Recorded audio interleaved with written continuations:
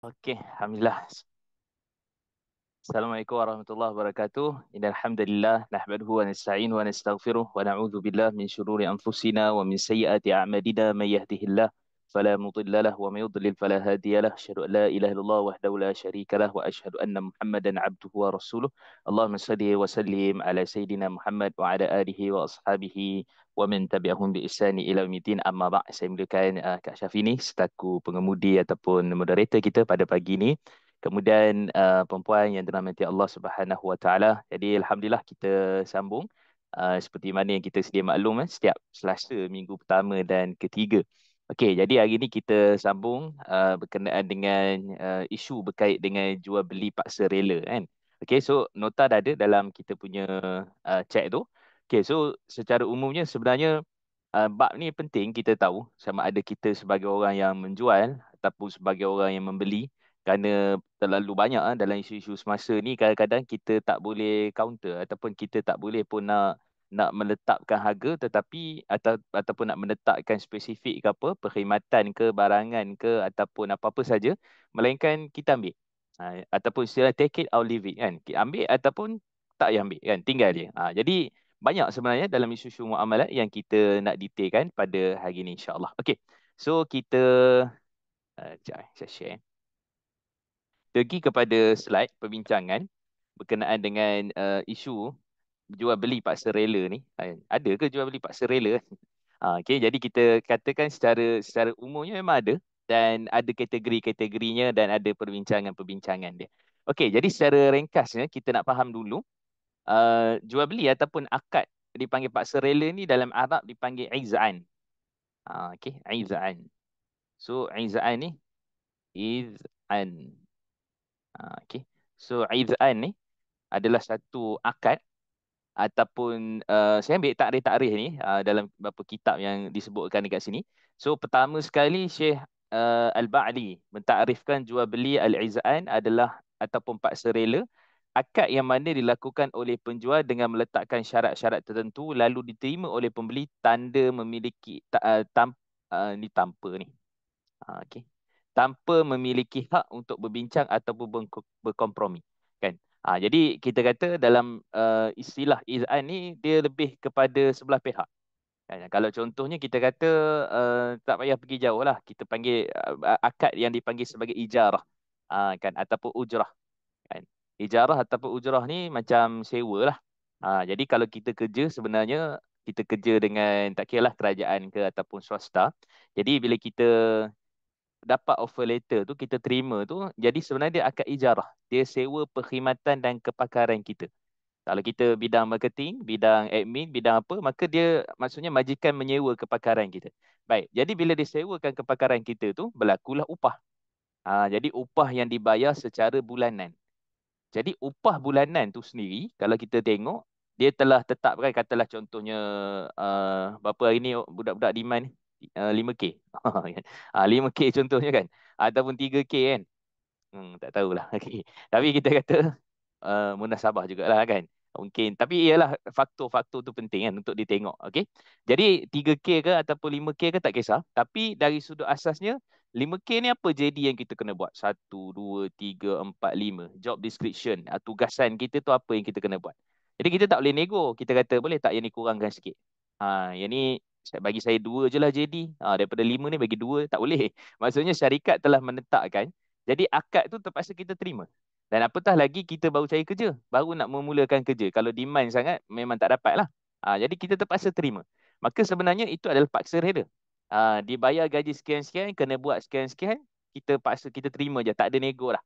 Kan, gaji pun tak ada nego lah. 3.2 boleh? Oh, tak boleh, tak boleh. Kita memang letakkan 3K je. Kalau awak nak, boleh terima. Kalau tak nak, tak boleh buat apa lah. Contohnya kan. Jadi maksudnya dekat situ, dia merujuk kepada syarat-syarat tertentu lalu diterima oleh pembeli tanpa memiliki hak untuk berbincang ataupun berkompromi. Okay, itu dia punya asas kepada isu yang melibatkan akad iz'an ataupun nama istilahnya iz'an yang kita bincangkan. Okey. Dalam istilah yang lain, lebih mudah difahami, akad iz'an adalah akad yang memaksa kepada salah satu pihak yang berakad untuk menerima jual beli tanpa ada perubahan pada syarat. kan. Jadi syaratnya begini, kita hanya gunakan kalau kita nak post yang ni je yang ada, kita tak ada pilihan yang lain. Mungkin pilihan yang lain tu mungkin lebih murah, tapi sebab kita beli barang dia terpaksa kita terpaksa bayar lebih lah, mungkin RM2 RM3 lebih kerana post yang dia dia gunakan tu. Mungkin dia ada persen lah kot, ataupun mungkin ada dia punya commission kan. Tapi kita kata terpaksa guna. Contoh lain, kita beli kereta. So beli kereta ni kita dia punya kontrak ataupun bank dia kata, oh kami cuma menawarkan RSB Islamic je contohnya kan. Okey. Boleh tak cik submit? Boleh, kami submit kat Maybank, tapi nanti cik akan kurang lah, kurang dapat ni. Dia kata macam tu kan. Kita pun kadang-kadang tak ada pilihan, okey lah submit dekat RSB lah. Sebab ada rebate ke ada apa ke kan, contoh lah. Tu satu. Yang kedua, dia punya apa ni, takaful dia. Kita takaful Malaysia je. Kita tak pakai takaful lain tu kita pakai, tapi kita prefer untuk takaful Malaysia. Padahal sebenarnya mungkin etika takaful lebih murah daripada sudut cover dia. Mungkin yang lain lebih murah, tapi kita tak ada pilihan. Sebenarnya kita boleh buat pilihan. Kan. Jadi pilihan tu sama ada kita nak beli dengan dia ataupun beli orang lain. Macam tu je lah. Kan. Tapi bila kita beli dengan dia, maksudnya kita secara paksa rela lah, dah dipaksa. Walaupun dia tak kata saya paksa awak ambil takaful. Dia tak kata saya paksa awak ikut JD yang telah pun ditetapkan ni. Saya paksa awak, sebenarnya dia tak sebut paksa pun. Tapi hakikatnya itu adalah salah satu daripada akad ataupun kontrak yang bentuk ni. Macam mana boleh ada pula, saya tak conteng tiba-tiba ada. Okey. Jadi maksudnya dia adalah salah satu daripada kontrak ataupun akad yang ada. Saya boleh buang kan. Okey. Jadi di situ menunjukkan akad ni sebenarnya boleh ke tak boleh. Ni yang kita nak bincang ni dalam isu perbankan kan. Kita cuma dapat rate yang tu je. Kan? Tak boleh nego dah. Contohnya lah nak beli rumah, beli kereta. Ataupun nak takaful, kita tengok kita punya apa? Kita punya umur, kan mempengaruhi lah faktor umur dan sebagainya, mungkin ada kesihatan ke apa, mungkin dia punya sumbangan takaful tu lebih mahal contohnya. Jadi kita tak ada nego sama ada kita nak ambil ataupun tak ambil je kan. Jadi di situ sebenarnya dalam erti kata masuk kepada isu berkait dengan paksa rela lah. Okey. Kemudian seterusnya, rukunnya sama dengan rukun jual beli dan yang biasa cuma ia lebih berpihak kepada penjual dari aspek syarat-syaratnya. Rukun pembeli macam kita sebut dah sebelum ni, kita banyak kali dah kan, ada tiga tu. So ada pembeli penjual, kemudian akad sirah dan kemudian juga barang yang nak dijual beli tu. Okey. So bila sebut tentang syarat-syarat tu, syarat-syarat tu lebih didominasi oleh penjual. Jadi penjual kata saya nak jual barang ni gini je spek dia. Kan? Saya nak jual RZ ni 140,000 contohnya. Contohnya kan. Jadi nak jual RZ 140,000. 140,000 kita tak ada ruang lah nak nego kan. Walaupun mungkin akan ada ramai orang akan kecam mengapa beli ni dulu harga 3,000 2,000 dah dapat RZ contohlah kan. Tapi nak ceritanya benda tu ada orang beli. Ada demand dan supply kat situ. Jadi menunjukkan dia punya syarat-syarat tu mungkin daripada sebelah pihak. Terutama syarat dalam meletakkan harga. Okay, meletakkan harga-harga tertentu. Lepas tu kita dah bayar. Ni je perkhidmatan yang ada. Satu, dua, tiga. Saya pasal sekarang ni Selcom kan. Sebut je lah. Kan? Jadi dia dulu untuk RM35 dia dah dapat dia punya cover dia. Dia dapat unlimited untuk call, unlimited internet, kemudian juga hotspot 3 gig dan kemudian ada 2-3 kelebihan lain lah. Tapi sekarang ni dia tak letak lagi RM35. Dia pandai, dia punya cara-cara tu, dia letak kat situ, RM35 ni kira dah tak ada spek-spek tu, kurang. Kalau nak sama spek macam dulu, kena tambah lagi RM3, RM38. Contoh je kan. Jadi kita tak ada pilihan, kita nak yang lebih murah. Bukan kita lah, saya lah, sebab saya tak guna bil kan. Jadi maksudnya kita nak paling murah RM38 sebulan. Kan. Jadi itu je yang kita ada choice. Mungkin nanti akan datang dia akan buat RM40 pula. Kita tak ada pilihan. Dia tak boleh kata boleh nego sikit lah. Harga sama macam dulu, 35. Tak boleh. Sama ada awak nak pakai ataupun tak ada. Kan? Ataupun pilih yang lain. Jadi itu dia punya syarat-syarat ataupun dia punya terma-terma tu lebih memihak kepada sebelah pihak saja tanpa boleh kita berkompromi ataupun berbincang. Kan? Mungkin kadang-kadang kita tak berapa nak mampu tapi terpaksa ambil. Tu terpaksa tu. Dan akhirnya merelakan kita punya akad ataupun kita punya kontrak dalam jual beli. Okay, so itu ringkas kepada kefahaman. So maksudnya senang je, akad izaan ni ialah satu akad ataupun kontrak yang mana dia lebih berpihak kepada penjual. kan, untuk meletakkan syarat-syarat itu, dan akhirnya pembeli hanya akur, dan kemudian hanya walaupun mungkin ada rasa tak reda, ada rasa terpaksa, tapi sebab benda itu diperlukan, maka nak tak nak dia pun ambil, dan kemudian dia pun beli, kan. Okey, so itu ringkas untuk kita faham dulu apa itu akad izaan. Okey. So ayat Quran seperti mana sedia maklum, penting kepada isu berkait dengan redha. Maka Allah sebut dalam surah An-Nisa pada ayat yang ke-29, Allah menyatakan, A'udzubillahi minasyaitonirrajim, ya ayyuhalladzina amanu la ta'kulu amwalakum bainakum bil batil illa an takuna tijaratan an taradin minkum wa la taqtulu anfusakum innallaha kana bikum rahima. Baik, dalam ayat ni, ini ayat paling famous lah dalam bab muamalat, saya pun mungkin banyak sebut kot. Okey. Sebabnya bab isu muamalat ni, pertama dalil Quran tu kita kata, yang kedua hadis. Hadis-hadis dalam isu-isu muamalat ni kebanyakannya sama ada dia hasan ataupun dhaif. Sama ada dia hasan ataupun dhaif.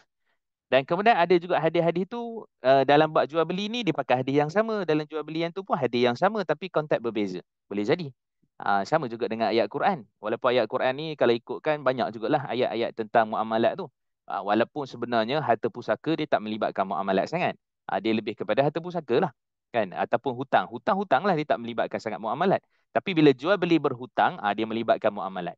Walaupun sebenarnya semua tu di bawah isu-isu muamalat lah. Jadi ayat Quran ataupun hadis, jadi kebanyakan hadis-hadis dalam muamalat ni kita sebut tadi, memang hadis dia kalau cari dalam Sahih Bukhari dan Muslim tu ada jumpa banyak juga, tapi lebih banyak hadis-hadis yang hasan ataupun dhaif yang diguna pakai dalam isu-isu yang melibatkan muamalat, kan. Jadi contoh pengharaman deposit, kan. Dalam mazhab Syafi'i tak boleh jual beli deposit ni. Kita dah selalu sebut, kan. Tapi hadisnya dhaif ke macam mana? Dhaif. Hadisnya lemah. Nah, Rasulullah SAW ani bai' urban ataupun urbun. Nabi melarang daripada jual beli deposit. Contohnya, kan. Ataupun lagi hadis-hadis yang lain yang melibatkan jual beli hutang, jual beli hutang. Macam kita pernah bincang dulu. Kan. Ingat lagi jual beli hutang ke atas hutang orang lain. Bukan jual beli dengan berhutang. Itu beza. Kan. Jual beli berhutang, semua orang jual beli, kebanyakan berhutang, beli rumah, kereta apa semua. Tapi jual hutang. Saya ada hutang, jual pada orang lain. Jual hutang tu sendiri. Jadi itu pun sebenarnya Nabi Rasulullah SAW ada baik ad-dain bid-dain atau kalib bi-kalib. Masih terdedah kepada hadis tu sahih ataupun tak. Sebab tu sebahagian kebanyakan para ulama mengharuskan jual beli hutang tu. Tetapi daripada sudut fik ataupun daripada sudut hadisnya tak kuat pengharaman tu. Dan begitulah juga benda-benda yang lain. Jadi saya sebutkan hadis-hadis dalam bab muamalat ni banyaknya yang hasan ataupun yang dhaif. Jadi yang sahih tu boleh kata minoriti lah ataupun mungkin hampir-hampir dekat separuh, tapi lebih banyak adalah hadis-hadis yang seperti kita sebutkan tadi. Okey. So samalah dengan ayat Quran, maka Allah menyatakan bahawa wahai orang-orang yang beriman, jangan kamu makan harta kamu di antara kamu dengan cara yang batil ataupun sesama kamu dengan cara yang batil. Jadi bila sebut jangan makan antara kamu dengan cara yang batil, haram. Apa-apa pun cara-cara yang haram, curi, rasuah, rompak apa semua dan sebagainya, Allah kata jangan kamu makan. Sebab biasanya orang buat cari harta curi apa nak makan lah. Okey. Dan sama juga Allah kata alladzina ya'kuluna riba, mereka yang makan riba. Sebab biasa orang buat riba kerana nak makan. Bukan kerana dia nak buat benda lain, tapi kerana nak makan tu adalah lebih utama. Zaman dululah, tapi sekarang ni semua orang buat riba, kan. Beli rumah pun dengan riba, kereta pun dengan riba, ya riba-riba lah. Kan. Jadi semua benda tu dia ada dia punya konteks dia dan kena kena teliti, kan. Okey. Baik. Dan kemudian illa an takuna tijaratan an taradim minkum. Melainkan apa yang kamu buat itu atas dasar perniagaan. Kena jual belilah, bertukar hak milik. Kenapa kena berniaga? Kenapa kena berjual beli? Bertukar hak milik. Secara pasti. Saya bagi awak duit, awak bagi saya barang. Kan bertukar milik tu. Duit ni bagi milik awak, barang tu jadi milik saya bagi pembeli. Jadi itu cara yang paling utama dalam bab jual beli. Okay, sebab tu jual beli ni dia ada banyak. Dia punya bukan jual beli tu namanya jual beli saja, tapi di bawah tu banyak. Ada jual beli bertangguh, ada jual beli hutang, ada jual beli sekian-sekian. Dia banyak lagi tu. Tapi semua di bawah konsep jual beli. So antara salah satu berniaga, berniaga pun jual beli.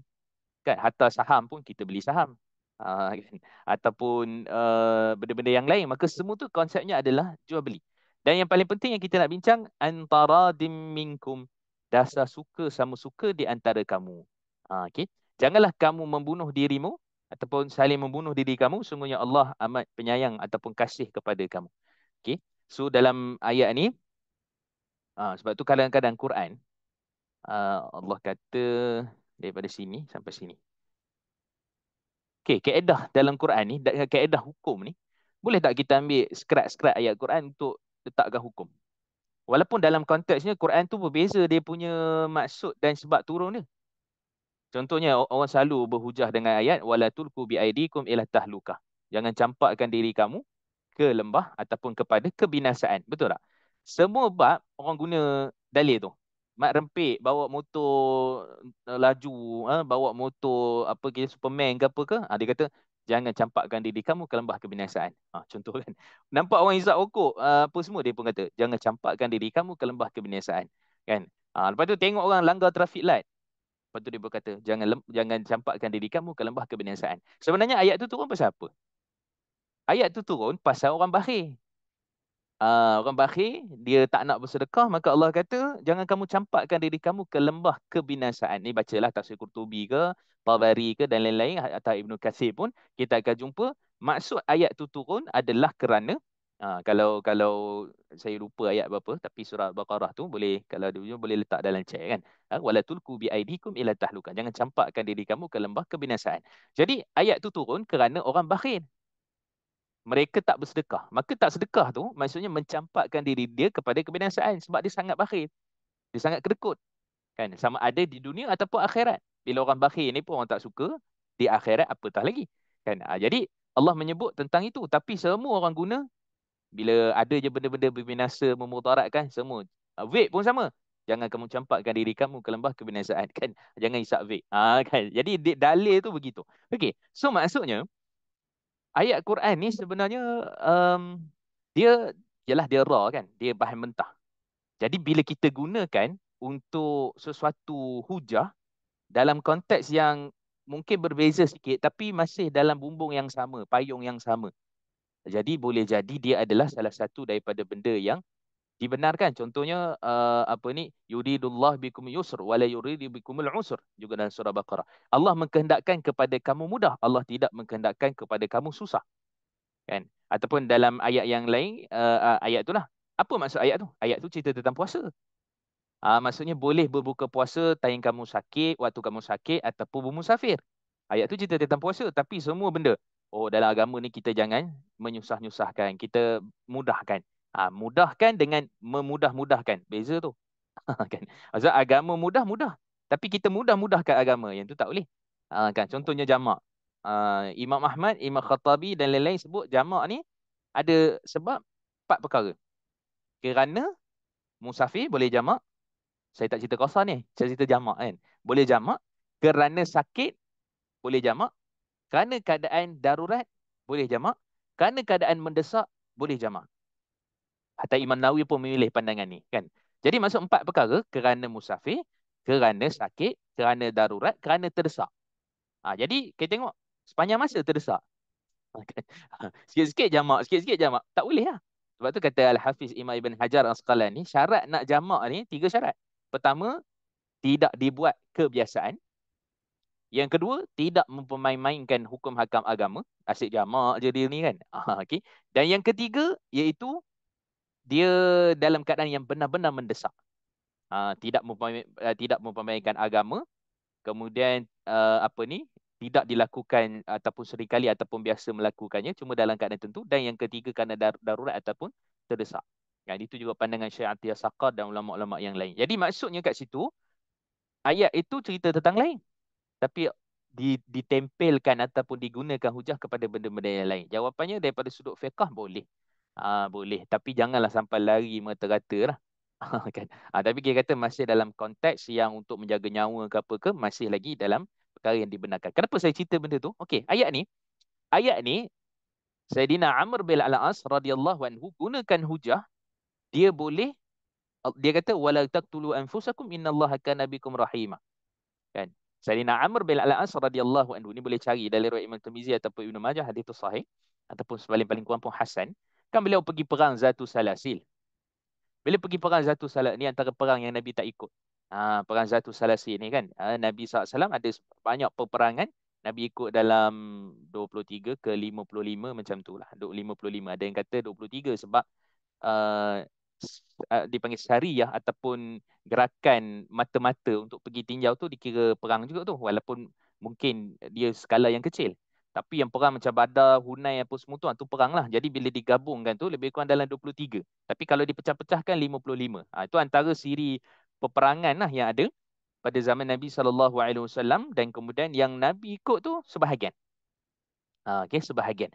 Jadi antaranya perang Zatul Salasil. Amr bin Al-As jadi ketua kan. Bila dia pergi tu banyak benda dia ni kan. Mungkin mungkin dalam sirah mungkin pernah dibincangkan. Yang pertama, dia nyalakan api.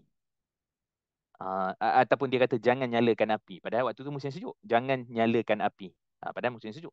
Yang kedua, dia dia imamkan solat subuh. Ketua perang kena jadi imam solat subuh, bukan menyorok kat belakang. Dia jadi ketua solat subuh. Ketua solat subuh tu, dan sebahagian sahabat tahu yang beliau ni berjunub pada malam tu. Tapi dia tak mandi wajib, dia hanya bertayamum. Baik. Jadi selepas tu yang ikut ni sahabat besar-besar, Sayyidina Umar, Sayyidina Ali apa semua ni kan, Sayyidina Uthman bin Affan, semua ikut dia. Tapi dalam perang ni dia jadi ketua. Nabi dah lantik dia dah, tak boleh nak cakap apa lah. Tapi bila balik ke Madinah, kemudian Nabi SAW didatangi oleh sahabat-sahabat ni, mereka tanya, wahai Rasulullah SAW, Amr bin Al-As ni ada beberapa benda yang kami tak puas hati. Yang tu saya nak cerita ringkas ni. Pertama, dia tak bagi nyalakan unggun api. Yang kedua, dia mandi dalam keadaan berjunub. Solatkan, imamkan kami dalam keadaan berjunub hanya dengan bertayamum. Kan? Jadi sahabat ni semua tak puas hati. Kan? Maka Nabi SAW menyatakan, wahai Amr bin Al-As, apa pandangan kamu? Apa yang kamu buat? Dia pun kata, ya Rasulullah, aku ni tak nyalakan api kerana nanti nampak asap apa semua tu, nanti musuh tahu. Kan betul juga. Musuh tahu. Jadi bila musuh tahu, musuh akan dapat prediction lah kan. Dia akan dapat anggaran, dia akan target. Oh, ini tempat, dan kemudian dia tahu kekuatan tentera banyak mana. Okey, itu satu. Yang kedua pula, Allah kata wala taqtulu anfusakum innallaha kana bikum rahima. Dia baca ayat Quran dekat Nabi, jangan main-main kan. Sayyidina Amr bin As dia baca ayat Quran, dia kata ya Rasulullah, kan Allah kata jangan kamu bunuh diri kamu. Sesungguhnya Allah amat kasih sayang kepada kamu. Kan? Dan kemudian itulah sebab aku bertayamum, sebab aku terlalu sejuk. Kan bimbang nanti mudarat pada diri aku. Kan? Jadi sebab tu aku bertayamum. Lepas tu Nabi tak cakap apa lah.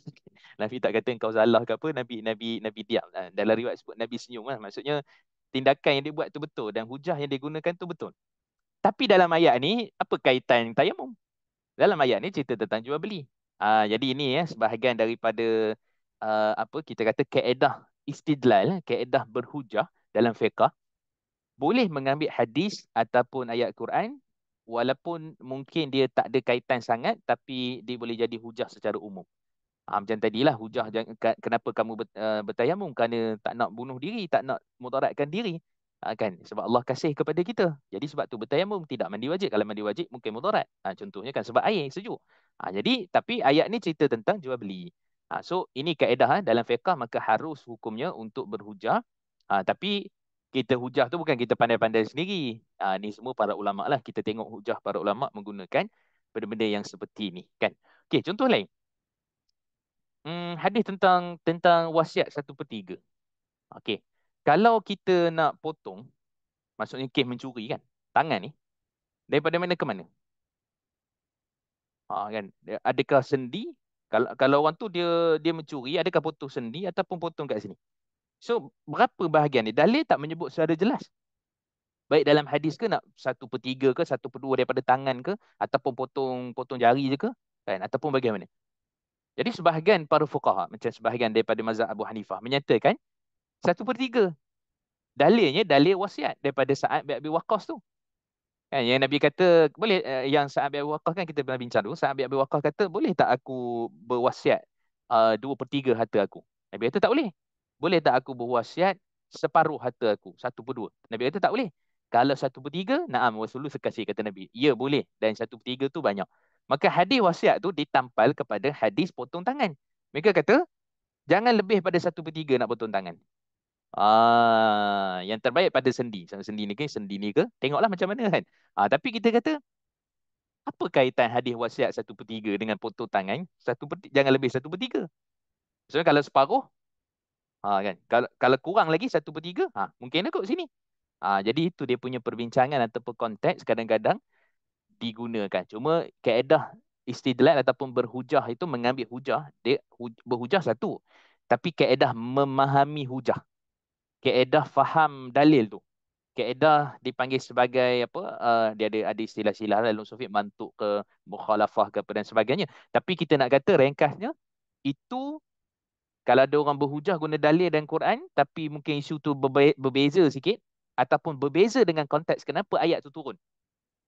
Kan, maka tetap boleh digunakan sebagai hujah, tapi kena tengoklah siapa yang cakap tu.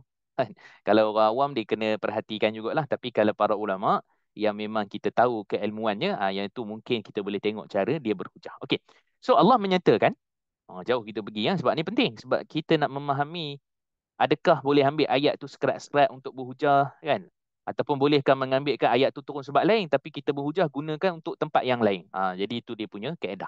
Okey, so dasar suka sama suka, janganlah kamu bunuh diri kamu. Ni sebabnya kata Imam Qurtubi, sebab manusia kalau dia dah bergaduh pasal harta boleh bawa kepada pembunuhan. Baru betul konteks ayat ni. Kan, jadi Allah kata jangan makan harta di antara kamu cara yang batil. Boleh bawa pembunuhan, pembunuhan secara syar'i ataupun tak. Kalau secara syar'i, hudud, potong tangan, kan, ataupun kita kata hudud kerana apa kita kata, ialah pertumpahan darah dan sebagainya, kan. Boleh jadi juga kerana pergaduhan betul, bergaduh, tak puas hati apa semua dan sebagainya, dan boleh bawa kepada kematian. Okay. So ini antara benda-benda yang kita kena perhatikan dan menunjukkan bahawa sebenarnya asal kepada jual beli adalah redha. Persoalan redha ni macam mana nanti kita detailkan. Adakah saya tak redha lah bayar mahal? Macam tu kan. Adakah itu menunjukkan tak redha? Ataupun kita kata saya bayar je tapi dalam hati dia tu pergi haji balik hari ke pergi tak kira lah kita cakap apa pun kan. Jadi tapi kita memang kita marah lah kan. Tapi kita beli. Okay, so nanti kita detailkan. Itu saya pernah sentuh sikit-sikit dulu tapi yang ni kita detailkan lagi lebih daripada pandangan-pandangan para fuqaha lah. Okay, so kita ambil dulu hadis Nabi SAW daripada Sayyidina Abu Sa'id Al-Khudri radhiyallahu anhu. Nabi SAW bersabda, iaitu innamal bai'u an taradin. Sesungguhnya jual beli itu dengan cara sukarela, bukan paksa rela, sukarela. Hadis riwayat Ibnu Majah, sanadnya kuat menurut Syekh Syuaib Al-Arnaud. Okey. Ada istilah-istilah isnaduhu jayyid ataupun isnaduhu qawi. Okey. Saya pernah tanya almarhum Syekh Syuaib Al-Arnaud sendiri, apa beza jayyid dengan qawi? Dia tak sebut beza, dia kata dua-dua boleh ambil. Ni dalam kelas beliau lah, kelas Syekh Syuaib Arnaud ni. Dia kata dua-dua boleh ambil. Maksudnya, rahimahullah, saya tanya apa beza isnadu jayyid, isnadu qawi. Syekh Syuaib selalu guna dalam musnad Imam Ahmad.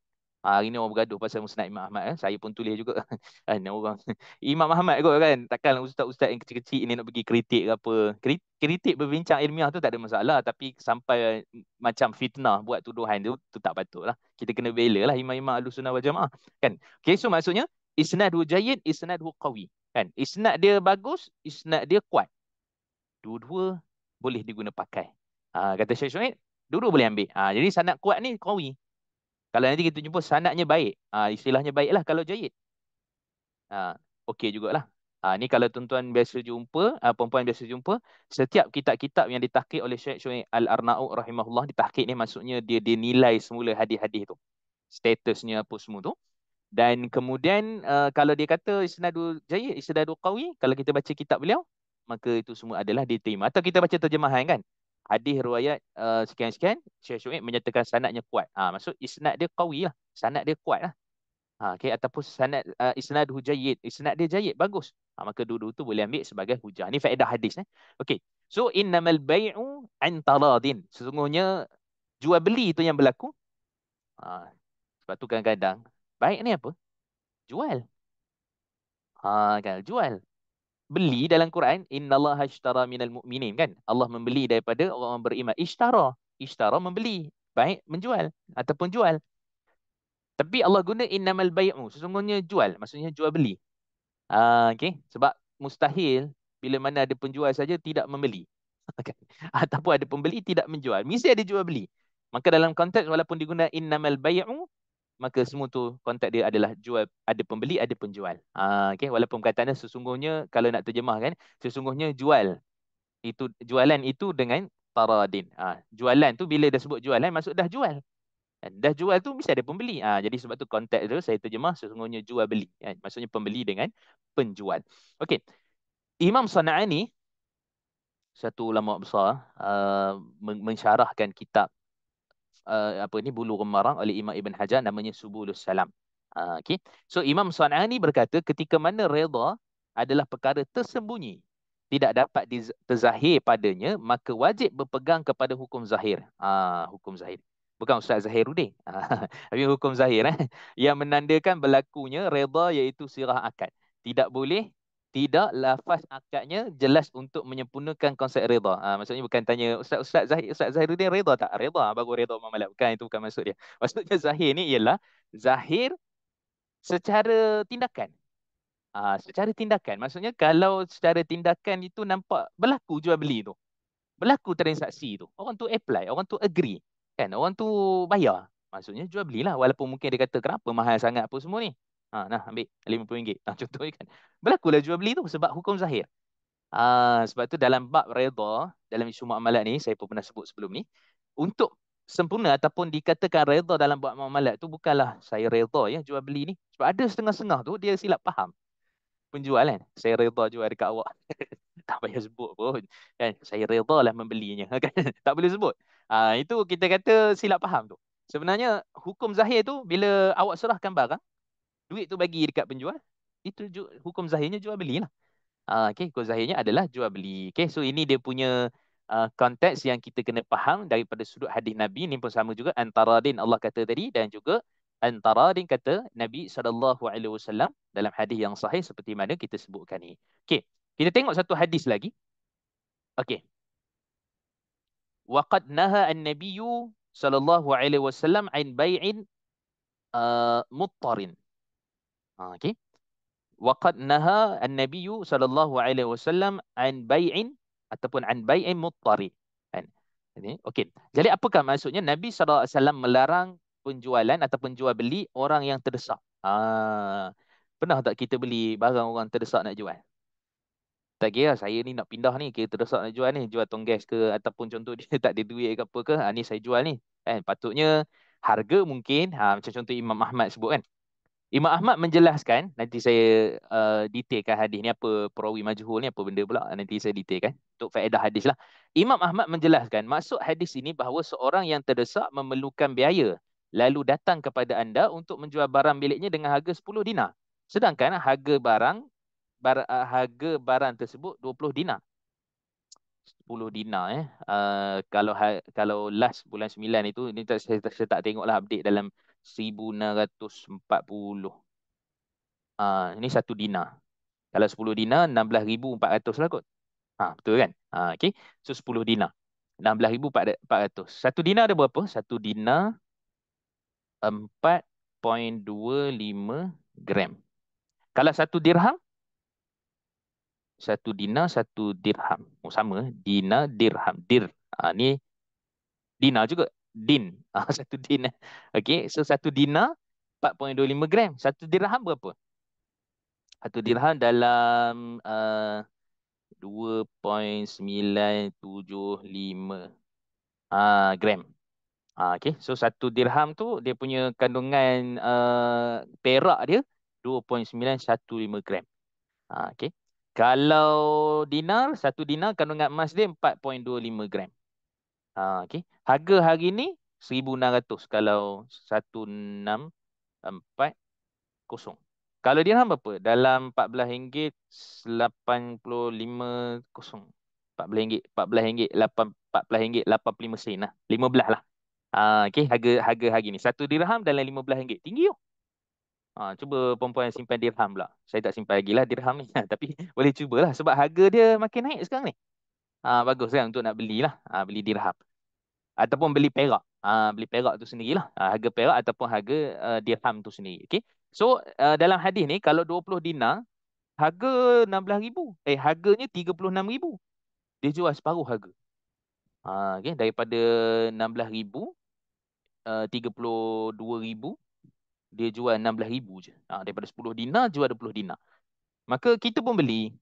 Boleh tak? Sebab Silap-silap akan ada orang kata, orang lagi boleh tak? Kata nego tipis, nego tipis. Boleh nego lagi tak? Sikit lagi. Kan? Last sekali 16 bagi 15,000 je kan. Contohlah. Jadi dia tak ada pilihan, dia terpaksa jual. Jadi sebab tu timbul persoalan jual beli ni. Nanti kita detailkan. Saya nak pergi dulu kepada hadis ni. Nabi SAW melarang jualan orang yang terdesak. Hadis riwayat Abu Daud tapi dhaif kerana perawinya majhul. Majhul ni maksudnya pada perkataan jahalah. Tidak, bukan perawi dia jahil, bukan. Perawi dia majhul ni tidak dikenali. Okey, majhul ni maksud tidak diketahui, tidak dikenali. Tidak diketahui, tidak dikenali ni kenapa dalam ilmu hadis ada dipanggil perawi majhul? Sebab dia boleh menyebabkan hadis tu tak sahih. Hadis tu boleh jadi dhaif, boleh jadi lebih bawah pada dhaif sebab dipanggil majhul. Majhul ni ada banyak pula, ada majhul dia tu sendiri tak dikenali. Yang kedua, keadaan dia meriwayatkan hadis tu. Dia tu maksudnya guru dia siapa? Kan, dia punya apa, guru dia siapa, dia punya tok guru apa, dia punya murid siapa, dia ni masuk Baghdad tahun bila, keluar Baghdad tahun bila, pergi Kufah bila. Okey, kemudian dia ni kuat ke tak kuat, tapi tak dikenali.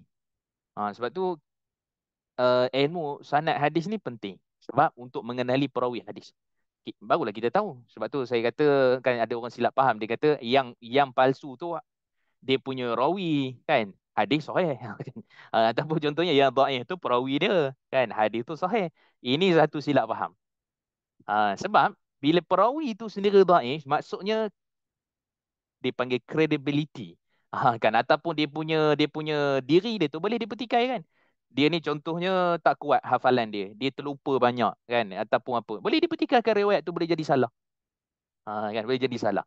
Maka menunjukkan bahawa riwayat hadis-hadis yang lemah kerana perawinya lemah, maka kita tak boleh kata yang dhaif tu perawi, yang lemah tu hadis tu sahih. Kita tak boleh kata gitu. Itu memang silap faham dalam ilmu hadis. Maka ilmu hadis mengatakan kalau dhaif dia punya perawi, hadis tu dhaif sebab yang membawanya pun dipertikaikan. Apatah lagi benda yang dia bawa. Boleh faham tu, berita yang dia bawa tu. Kan? Jadi hari ni kalau kita tengok sebab tu in ja'akum fasikum binaba'in fatabayyanu, kalau datang kepada kamu cerita media ke apa ke yang fasik. Fasik ni tak tahu. Kan kita tak jelas. Kita tak faham, kita tak memahami tapi cerita dia tu nampak betul. Maka kita kata cerita tu dianggap lemah dulu. Kita jangan percaya dulu. Sehinggalah kabar berita yang sebenar. Kabar berita yang sebenar ni macam mana? Naik mahkamah, kan dah dibuktikan siapa bersalah, siapa tak salah apa semua dan sebagainya. Baru cerita betul. Tapi sebelum tu jangan buat andaian dulu. Jadi di sinilah menunjukkan bahawa ilmu hadis ni praktikal kepada isu semasa. Kan, jadi sebab tu siapa yang bawa ni, berita mana, media mana, oh page tu tak boleh pakai, macam tu je kan. Page tu kita kena hati-hati, gitulah maksudnya dalam kita menilai, terutama dalam isu-isu yang melibatkan hadis lagilah penting. Okay, so dia sini tak diketahui keturunan siapa, mak siapa, guru dia siapa, anak murid siapa, tak. Satu lagi dia tu sendiri, dia ni kuat tak hafalan dia, dipanggil majhul ain. Ada majhul hal, majhul ain kan. Hal tu keadaan dia tu sendiri ataupun biografi dia. Tapi kalau ain tu lebih kepada dia sendiri. Kekuatan hafalan dia macam mana? Ingatan dia macam mana? Penulisan kitab dia macam mana? Cara dia riwayatkan hadis macam mana? Jadi itu semula. Jadi disebabkan itu riwayat ni jadi lemah kerana dia ni tak dikenali. Kalau dikenali, maka para ulama akan tengok dia siapa. Dia ni perawi yang terpercaya ke, perawi yang okey-okey je, contohnya Saduq kan, ataupun perawi-perawi yang lain. Ini kaedah ilmu hadis. Sebab tu dia satu ilmu yang paling susah. Ilmu hadis ni susah sebenarnya, sangat susah kan. Tapi bila kita belajar pelan-pelan insya-Allah, cuma kita dapatlah gambaran tu secara umum betapa susah ataupun betapa pentingnya tentang nak mengetahui perawi hadis supaya dia membawakan berita yang betul dan bukanlah benda yang salah daripada Nabi sallallahu alaihi wasallam. Okey. So walaupun hadis ni saya sebut tadi kan. Awal tadi saya kata bab muamalat ni mungkin hadis dia dhaif. Tapi dia boleh digunakan sebagai hujah. Okey. Hujah dekat sini bermaksud dalam beberapa isu. Ah, mungkin tuan-tuan pula puan-puan akan keliru pula. Ada orang kata bukankah hadis yang dhaif ni tak boleh jadi hujah dalam hukum? Kan? Bukankah hadis yang dhaif ni tak boleh digunakan sebagai hujah? Dalam akidah memang taklah. Tapi dalam hukum ni memang terdapat khilaf yang cukup besar. Sebab kalau kita tengok secara praktikal fuqaha, Sebab tu bila ada orang kata, oh, para ulama kita, Imam Syafi'i ataupun ulama-ulama yang ulama hadis ni, dia tak guna hadis dhaif sebagai hukum hujah. Maksud dia tak mengaji dalam lah tu. Kan. Bila kita mengaji, kita teliti, kita hadam, kita akan jumpa banyak hadis-hadis yang dhaif, yang lemah, para ulama kita guna sebagai hujah. Tapi dengan syarat, dia bukan mutlak hujah. Dia adalah sokongan. Dia adalah sokongan. Contoh, bab air. Macam ni kita nak tahu air itu berubah, air itu apa? Kita kata terkena najis. Berubah bau, rasa, warna. Kan? Nabi sebut, innal ma'a la yunajis. Ataupun innal ma'a la yunajisu syai'. Air ni takkan dinajisi oleh sesuatu illa ghalaba.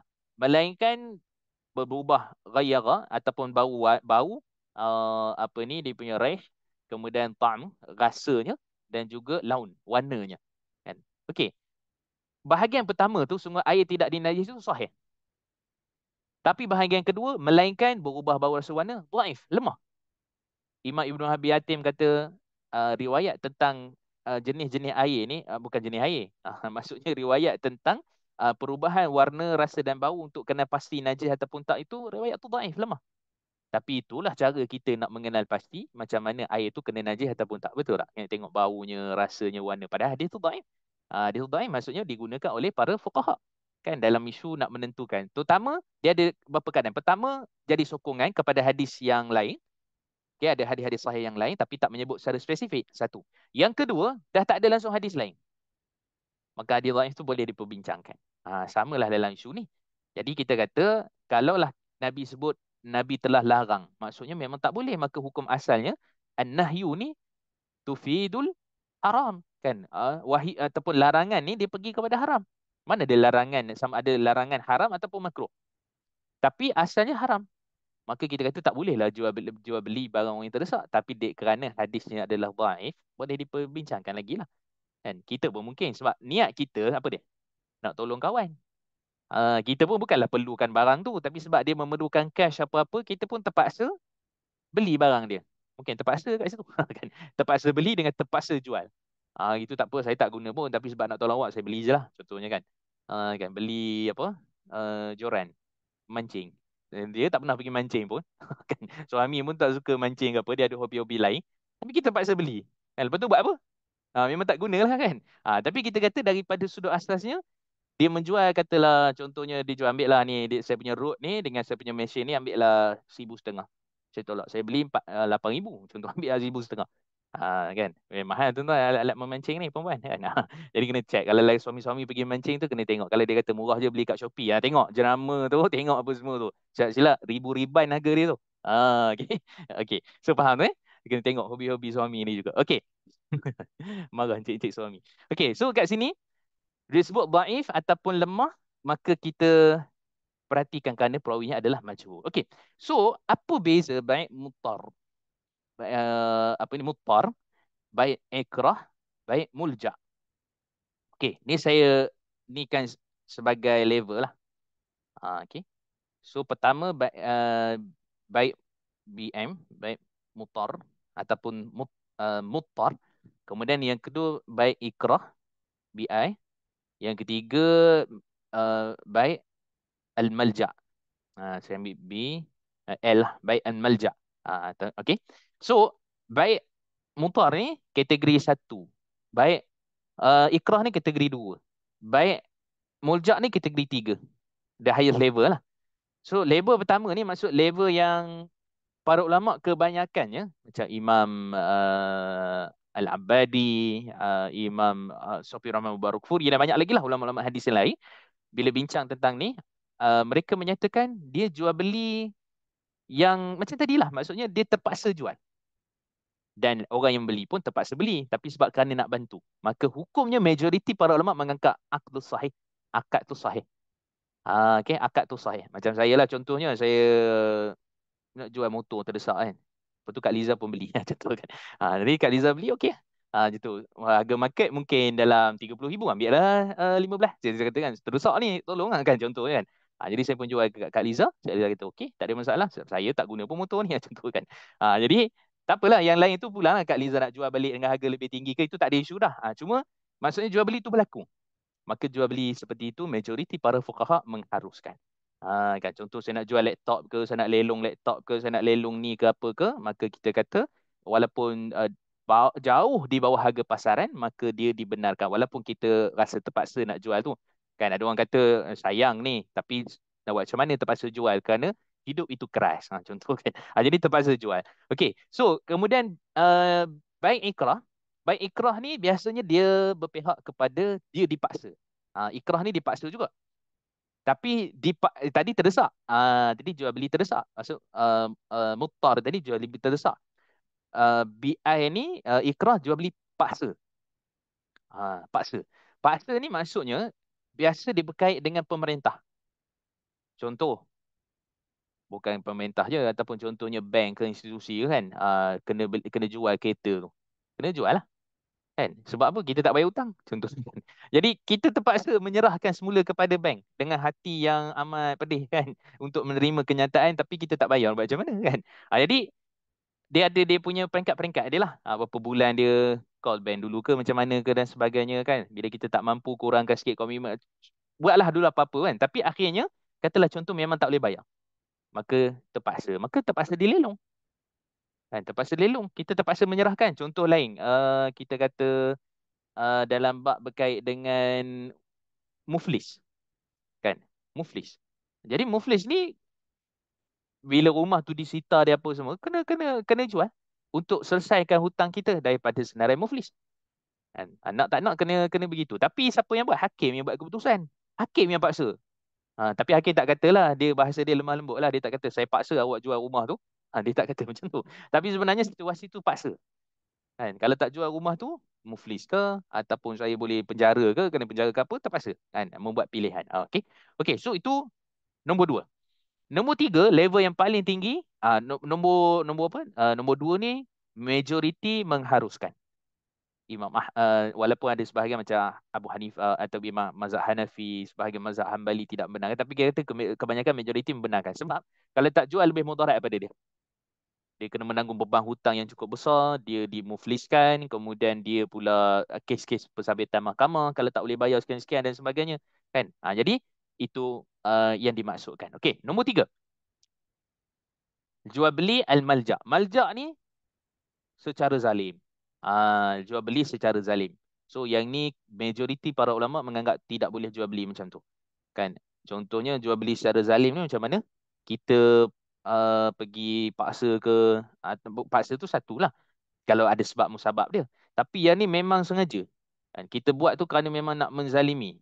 Kan? Contohnya kita tengok kedai orang ni, oi bagus kedai orang ni apa semua kan. So kita pun kita beli dengan cara menzalimi supaya lingkup bisnes dia. Benda-benda macam itulah kan. Benda-benda yang boleh membawa kepada mudarat pada orang lain, bawa kepada kehancuran, maka semua itu termasuk daripada maljak, jual beli yang tidak dibenarkan dan boleh membawa kepada kezaliman. So levelnya, jual beli orang terdesak boleh beli, jual beli tak ada masalah, hukumnya harus. Okey. Jual beli dengan sebab kerana lelongan ke apa ke kita beli. Rasa bersalah pula beli rumah lelong. Orang tu dah lah kena kena ni dengan apa? Penalti kena jual bank ke, tak bersalah. Jangan boleh beli. Kan? Sebab apa? Sebab kerana kita kata itu atas dasar qadi dan masalah kebaikan lebih besar untuk dia daripada dia hidup dalam keberhutangan, muflis, kemudian tindakan mahkamah, lebih baik lelong. Kan itu maksud dia. Okey, tapi kalau dalam bentuk ni memang tidak dibenarkan. Memang penuh kezaliman lah jual beli, tapi penuh kezaliman. Kalau jual beli Piramli tu dengan AR Tompe dengan apa semua tu di bawah mana? Yang jual beli ubat gigi, beruh gigi. Dia bukan bukan bukan apa, bukan mencuri, dia nak menjual kan. Kata kata apa? Siapa AR Tompe kan? Okey, so masuk dekat sini dia bawah level mana?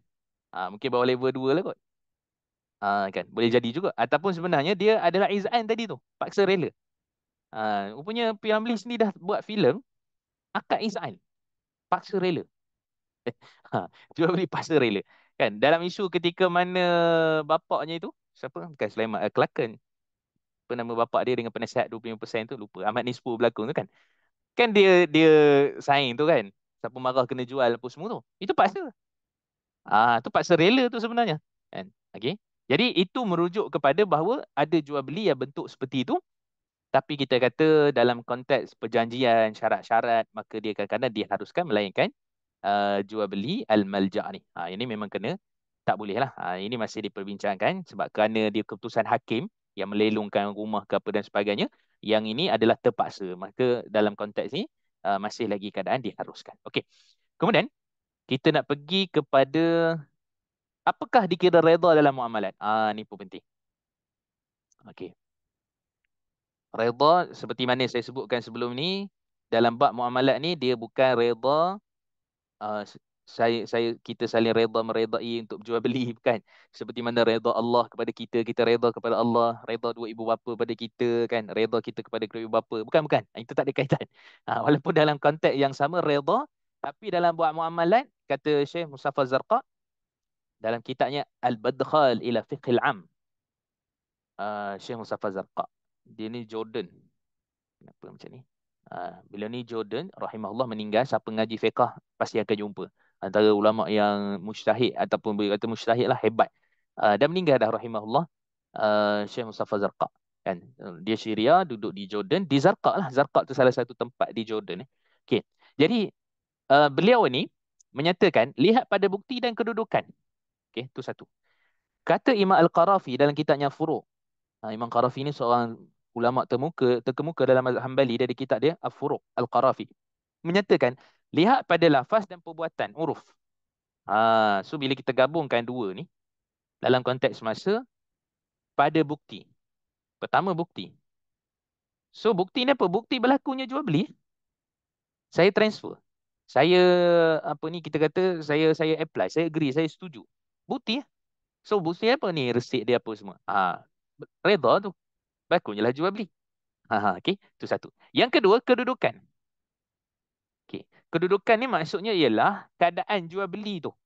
Maksudnya ada tak bukti ataupun tanda menunjukkan pada perbuatan ataupun lafaz. Nombor tiga, perbuatan ataupun lafaz. Kedudukan. Kemudian nombor tiga, perbuatan ataupun lafaz. Ada tak menunjukkan bukti jual beli tu berlaku? Ada, saya transfer.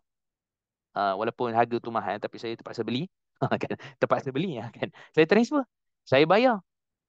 Okay. So biasanya daripada pihak pembeli lah. Ataupun contohnya kita kata pada lafaz. Lafaz ni ataupun boleh jadi perbuatan. Menunjukkan bahawa memang dia buat transaksi tu. Memang dia bayar. Memang dia terima. Memang dia lakukan. Jadi semua itu merujuk kepada redha. Jadi redha dalam bab muamalat ni sebenarnya ialah apa? Berlaku jual beli, redha. Dalam apa keadaan sekalipun. Transfer ke, online ke, kan, ataupun pergi jual beli secara nyata ke, walaupun mulut dia kata saya tak redha lah, harga dia mahal sangat lah, kenapa awak jual ni, pergi haji balik hari ke, mengapa awak pergi buat umrah, apa-apalah, kan, yang menunjukkan betapa dia tak puas hati kepada orang yang menjual dengan harga sekian-sekian. Tapi dia beli. Okay, dia beli. Maka bila dia beli tu redha. Maksudnya tak redha macam mana? Dia tak beli. Itulah tak redha. Kan, ni apa mahal sangat ni, saya tak nak belilah, pergi kedai depan lah. Pergi kedai depan pun sama juga. Kan, harga lebih kurang. Betul kan. Kan, lepas tu patah balik kat kedai. Kedai tadi kurang RM1, kedai ni lebih RM1. Beli kat kedai tadi lah, walaupun tak redha, contoh kan. Jadi tetap dia termasuk daripada redha yang dibenarkan oleh syarak. Jadi bila contoh kita kita buat syarat dalam jual beli kita. Syaratnya kalau nak minta pemulangan ataupun contoh dia punya apa, ada tak puas hati ke apa dalam masa 5 hari.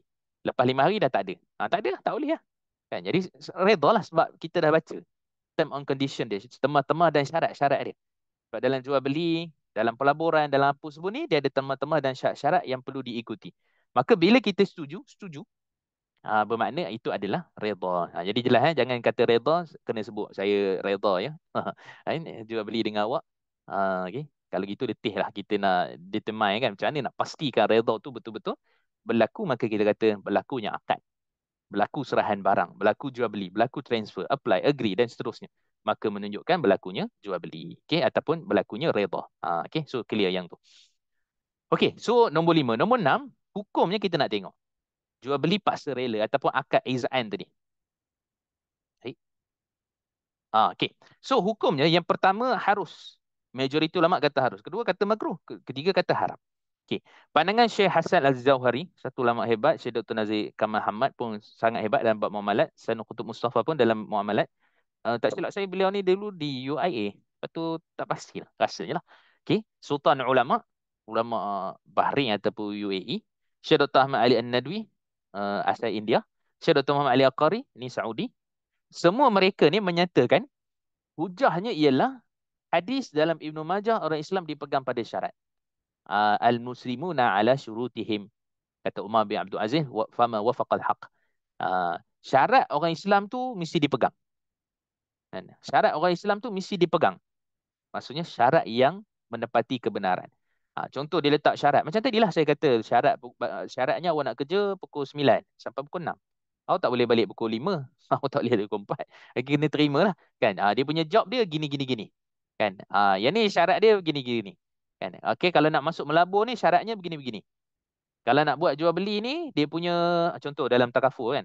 Kena kalau lapse, contohnya berapa bulan kita tak menyumbang lah, bukan membayar takaful tu, kita sumbang, kita tak menyumbang, maka mungkin awak punya kontrak tu terminate. Kita pun macam, ya, ya, saya faham. Kan? Ataupun contohnya kita tengok dalam kontrak, kita pernah bincang takwid dengan gharamah, penalti kan. Penalti macam mana yang dibenarkan, lepas tu kerugian sebenar ke, ataupun contoh untuk pengajaran, itu kita dah bincang detail. Jadi kita terpaksa terima. Kita beli rumah, kalau kita tak bayar, ada penalti dia kena bayar kan. Contoh yang lain lah, contoh cukai, kita tak bayar cukai, ada penaltinya, double ke apa ke, ataupun 1% cukai ke, kena kena penalti, kita terpaksa terima sebab kita cari rezeki ke apa semua. Jadi dalam konteks ini merujuk kepada apa saja syarat yang telah diletakkan selagi mana menepati kebenaran. Selagi mana akad tu tak haram. Bukan akad riba, bukan akad perjudian, kan? Bukan akad yang menzalimi satu pihak. Dalam sebahagian sudut nampak macam menzalimi kan? Sebahagian-sebahagian yang dikenakan tu.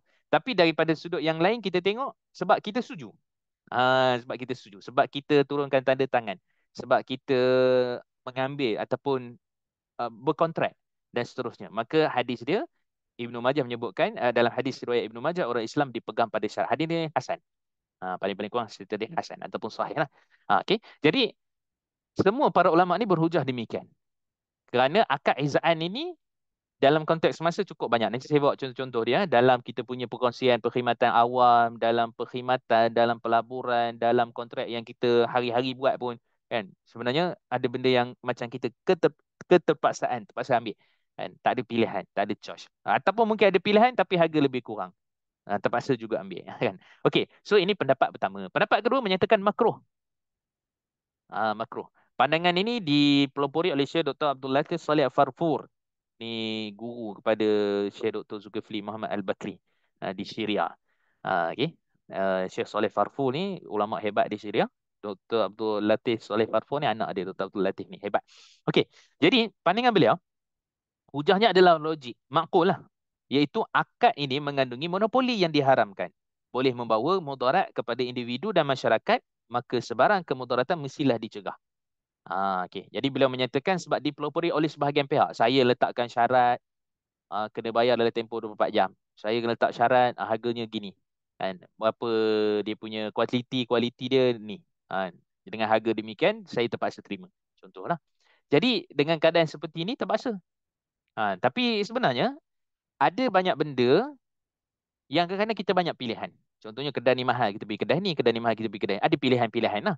Tapi kadang-kadang isu tu pun, pertama saya sebut tadi, pilihan tu pun tak jauh beza harga dia.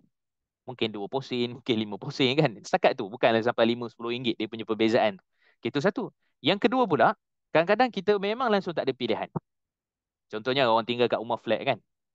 Rumah flat ke mana-mana ke. Jadi dia ni malam tu tak ada pilihan. Kedai yang ada makan, kedai mamak. Kedai mamak tu pula letakkan harga sekian-sekian. Lebih tinggi lah daripada harga-harga biasa kan. Mungkin RM2, RM3 lebih kan. Ataupun RM1.50 dan sebagainya. Tak ada pilihan. No choice. Jadi pada waktu itu, hukumnya makruh. Kata Syekh Dr. Abdul Latif Saleh Al-Farfur. Tidak dinafikan, ada pandangan yang ketiga menyatakan haram.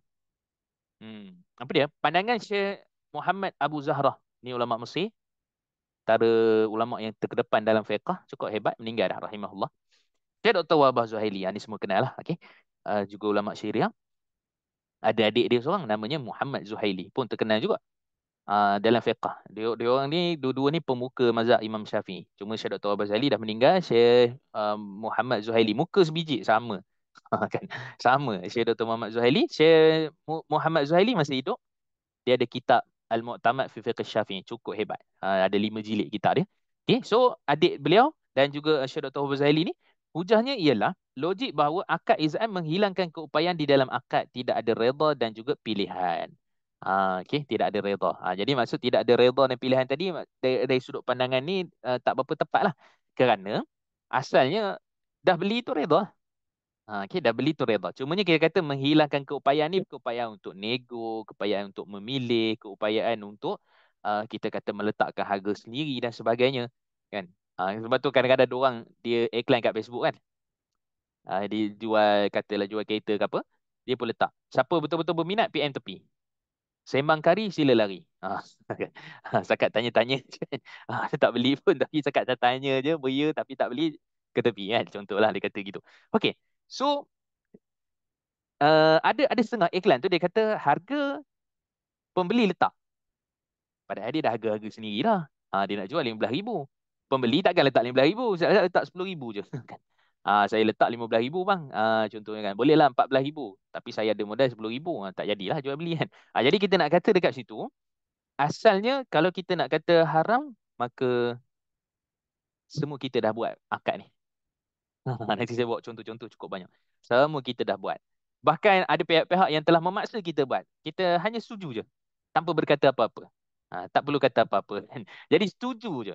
Kan? Kita terima je. Maka pada waktu itu, kalau kita nak katakan haram, banyak kita buat benda haram ni. Jadi sebab tu kita kata pandangan paling ringan pun makruh lah. Tapi dari sudut asalnya hukum harus. So pendapat majoriti lebih kuat tanpa kita menafikan sumbangan dan pandangan Syekh Dr. Wahbah Zuhaili dan tapi sebenarnya hakikatnya apa yang mereka sebut pun pengharaman tu pun tak jelas. Cuma orang sangka lah mereka sebut kata haram tapi hakikatnya kebanyakan ataupun kita kata majoriti para ulama moden semua menyatakan akad izaan ni paksa rela ni harus. Okay. So kita nak tengok apa contoh-contoh dia. Ni lebih relevan lah dengan kita. Kita dah tahu asas akad kontrak apa semua dan isu perbincangan kita nak pergi. Okay. Contoh yang pertama. Perkhidmatan perkongsian awam seperti air, TMB, telefon, flight dan lain-lain. Bas ke apa ke dan sebagainya. Air. Kalau di Selangor ni syabas je lah kita ada. Apa pun harga, tapi sebenarnya ada subsidi lah kan. Bayangkan kalau tak ada subsidi. Kita tetap membayar dengan harga per berapa-berapa air yang kita guna pakai.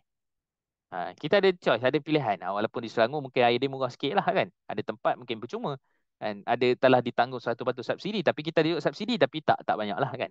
Okey, cuma kita nak kata, banyak jugalah air ni kan. Sebab tu kita bayar tu berapa, RM6. Kan, RM4 ke kalau banyak sangat guna pakai kan. Kalau anak-anak ramai mandi, apa, buat kolam, apa, menyelam apa semua kan. Jadi itu lebih lebih mahal lah. Tapi kalau setakat kita lakukan perkhidmatan apa benda semua tu, jadi kita kata memang terpaksa kita bayar dengan harga yang seperti itu. Yang ni mungkin okey. Tapi TMB, ada subsidi ada tapi tak banyak, ikut persen. Ada bulan 100 setengah. Ada bulan sampai 300 ni baru tukar meter baru ni tiba-tiba naik. Macam tu kan.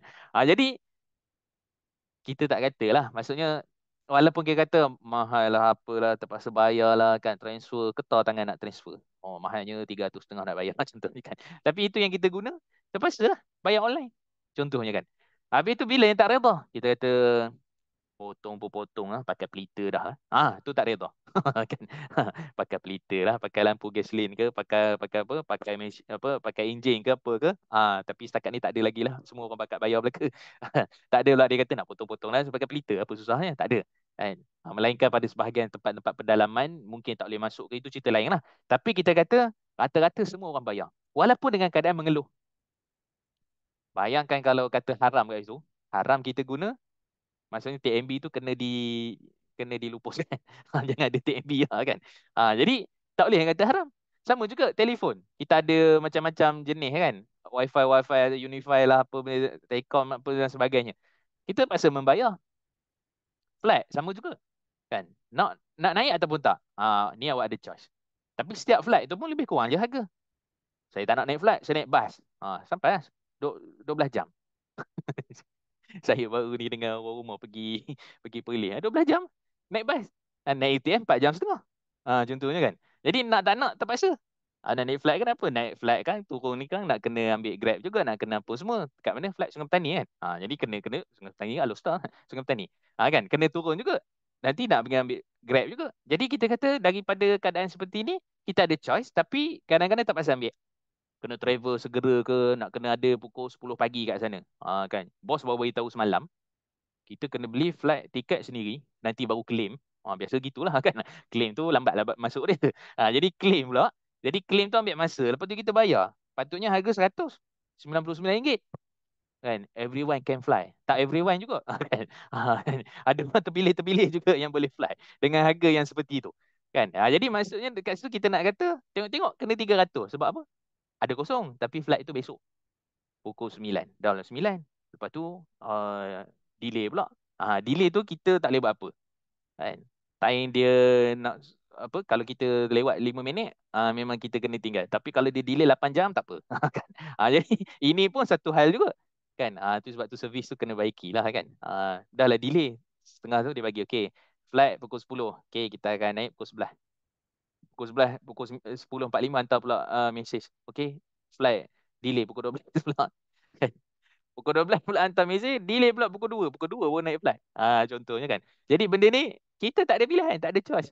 Kan, tak ada kita nak pergi marah pula ke apa ke. Memang kita marah, memang kita update kat Facebook status kan, yang main-main kan. Marah kita, tapi apa benda yang kita ada pilihan? Terpaksa naik pukul 2. Jadi kita kata itu dia punya asal dia kan. Jadi ini konteks yang kita perlu faham. Memang perkhidmatan perkongsian awam ni kadang-kadang dia lebih kepada jual beli paksa rela. Kita terpaksa terima je perkhidmatan-perkhidmatan yang ada tu. Walaupun kita ada buat bantahan ke, hantar email ke apa semua ke, tetaplah macam tu. Harga tidak akan dikurangkan. Sebab TNB ada kos dia, air pun ada kos dia kan. Time air kita kena bayar, tapi time dia buat pemotongan air berjadual, besok baru dia bagi tahu. Hari ni nak potong, besok dia bagi tahu. Dia faham tak? Maksudnya punyalah apa kita kata, apa lewatnya maklumat tu. Kan? Ataupun malam tadi baru dia bagi tahu. Kan? Air potong pukul 6 pagi ni. Okay. So maksudnya ataupun di stopkan air kan. Jadi kita tak ada pilihan.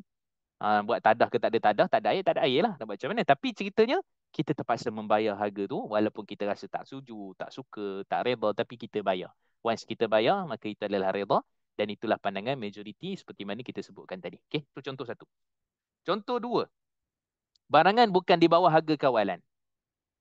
Ni semua lah barangan-barangan yang bukan di bawah harga telefon. 7-8 ribu. Ada orang beli? Ada orang beli. Tak kira lah installment ke, bayar cash ke, ada juga orang beli. Kan? Ada harga sekian-sekian. Ada barangan-barangan yang apa kita kata terpaksa diperlukan. Kan? Tapi yalah, kita kena faham juga faktor barang naik ni kadang-kadang bahan mentah.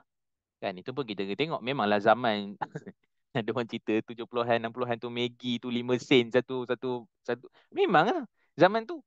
Kan? Tapi bila dah mahal kos apa semua, dia tak jadi, dia jadilah RM4.20. Contohnya kan. Sama kot sarding dulu berapa sen? Mungkin ada pernah kita dah 10 sen sarding. Kan? Sekarang ni tak 10 sen, RM4.20. Yang tu yang kecil. Nak beli jenama lain sekarang, tapi ceritanya semua sarding lah. Tak kira apa-apa jenama pun, semua itu kita panggil sarding kan. Walaupun ikan tu bukan sarding kadang-kadang lah. Tapi nak ceritanya terpaksa beli. Terpaksa beli kan. Kadang-kadang ada orang kata, oh, beli sarding ni dulu lauk orang marahan. Sekarang ni lauk orang kaya sarding ni, jangan main-main kan. Jadi maksudnya terpaksa. Kan kita nak beli ke nak apa ke, terpaksa. Mungkin ada orang kata saya tak nak beli sarding, baik beli ikan sarding, buat sarding sendiri.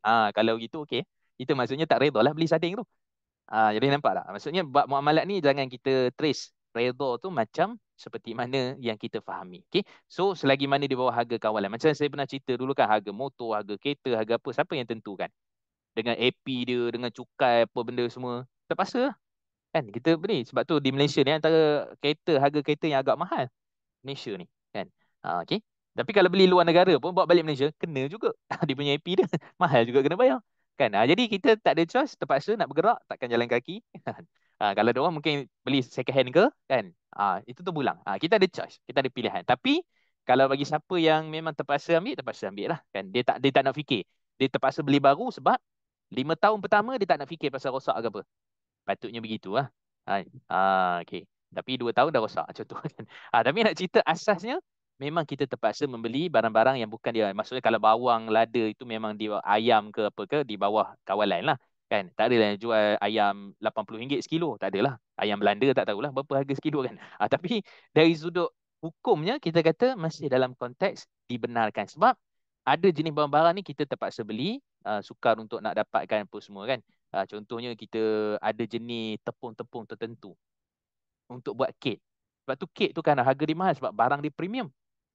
Kan. Nah, dia ni bahan itu bahan ni apa saya tak tahulah, saya tak pernah buat kek. Kan. Tak pernah cuba buat kek. Okey, jadi maksudnya kat situ dari sudut bahan-bahan dia apa semua mungkin mahal. Jadi dia terpaksa jual dengan harga premium. Kan. Orang beli sebab orang tahu barang-barang dia gunakan memang berkualiti. Bukan setakat tepung gandum dengan tepung ubi je kan. Tapi dia ada bahan-bahan lain. Kan tepung custard pula high quality dan macam-macam lagi lah. So maksudnya dia punya konteks dia kita terpaksa beli kerana kita nak consume, kita nak guna, tapi dalam dalam isu buat muamalat maka hukumnya harus walaupun mungkin kita kata mahal sangat harga dia apa tapi bila kita belilah. Perbankan dengan takaful pun sama. Kan? Rate kita boleh tentukan rate. Tak boleh. Tapi kita boleh choice lah. Bank ni rate rumah dia 4%. Bank ni 3.99. Kan? Bank ni dia punya rate dia 4.2. Kan? Bank ni kita boleh ambil yang rendah. Contohnya lah. Kita ada pilihan. Tapi stay harga dia lebih kurang macam tu juga. Kan. Okay. So, terpaksa.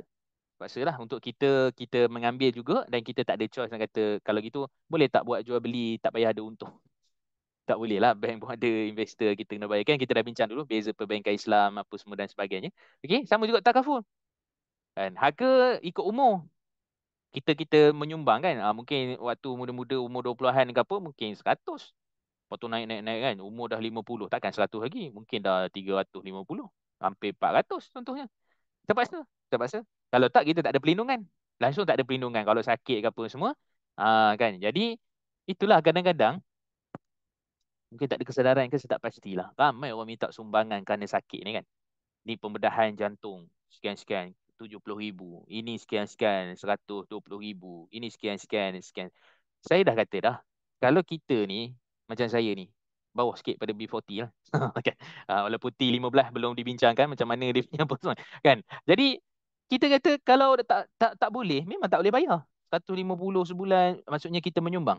Ambil lah air lindung contoh kan banyak lagi dekat luar sana ataupun contoh yang air lindung tu lah yang paling paling murah kita kata kan RM199 setahun kan? Tolak pula pakai duit KBSP contoh kan jadi ada cover 100,000 50,000 dekat situ ambil yang tu ni pun itulah saya kata kesedaran tu tak ada jadi dia pun mulalah minta sumbangan dekat Facebook apa semua tak salah minta sumbangan kalau dia nak menyumbang ke apa masalahnya dia lah apa lambat nak tunggu 70,000 ni berapa? Orang ni saya bagi RM2. Kak Liza banyak sikit pemurah dia bagi RM10. Kak Fini bagi RM15. Kan? Bila nak sampai 70,000? Jadi kalau ada takaful tu, cover lah cepatlah sikit tindakan tu. Jadi taklah sakit tu dibiarkan lama ke apa contohnya kan. Jadi sebab tu kita kena kena kena campaign kan bagi-bagi orang-orang yang tak mampu kan untuk nak ambil tak mampu lah macam saya lah kan nak ambil 150 200 300 sebulan kita ambil yang murah-murah kan takaful mesti ada perlindungan kan ambil sikit yang tabung haji punya bayar RM28 setahun dapat RM15,000 akhirat kematian contohnya so kita ada benda tu peluang-peluang tu tapi kita tak explore kan kita tak tahu maklumat tu tak difahami dan sebagainya lah tak sampai maklumat tu tak diwawarkan dan sebagainya lah sebab ejen takaful minta maaf sebut dia tak cerita yang ni dia cerita takaful dia lah hibah takaful dia apa semua yang dia bekalkan kan tapi kalau dia cerita yang ni kan sebab lagi murah menyumbang mesti orang ambil yang ni tak apalah saya buat sendirilah online contohnya kan jadi saya tak jadilah ambil awak punya takaful itu dia pula sebab dia pun berniaga kan dia pun perkhidmatan dekat situ kan sebagai ejen tapi kita nak ceritanya ada benda tu bukanlah kita kata benda tu menyumbang tapi still kena bayar terpaksa bayar jugalah walaupun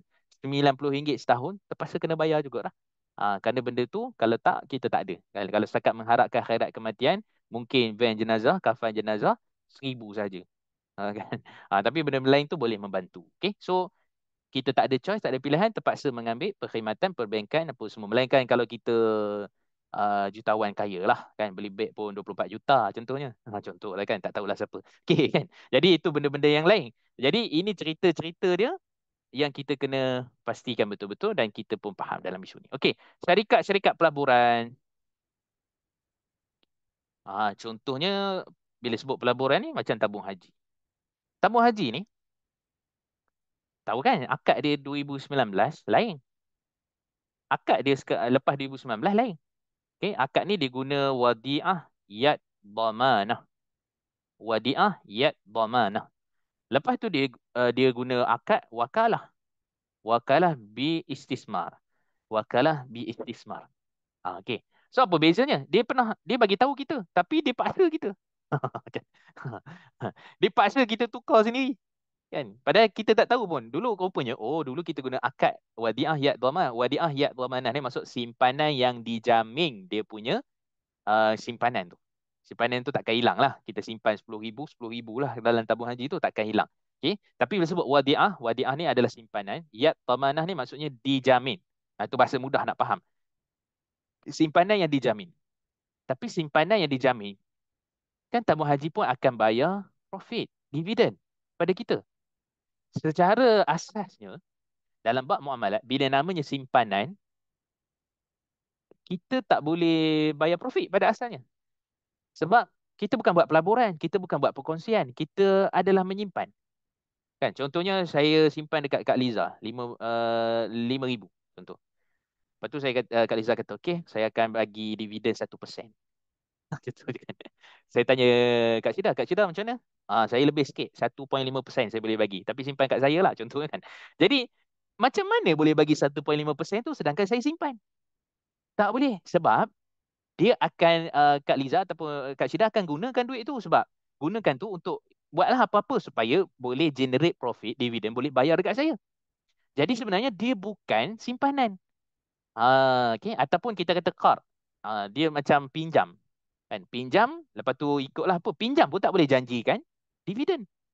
Jadi masalah sekarang ni ialah tabung haji, bila mana mereka buat decision, dia orang punya majlis penasihat syariah apa semua lah, muzakarah apa semua tu, mereka kata kita kena tukar akad tu kepada wakalah bi istismar. Wakil untuk melabur.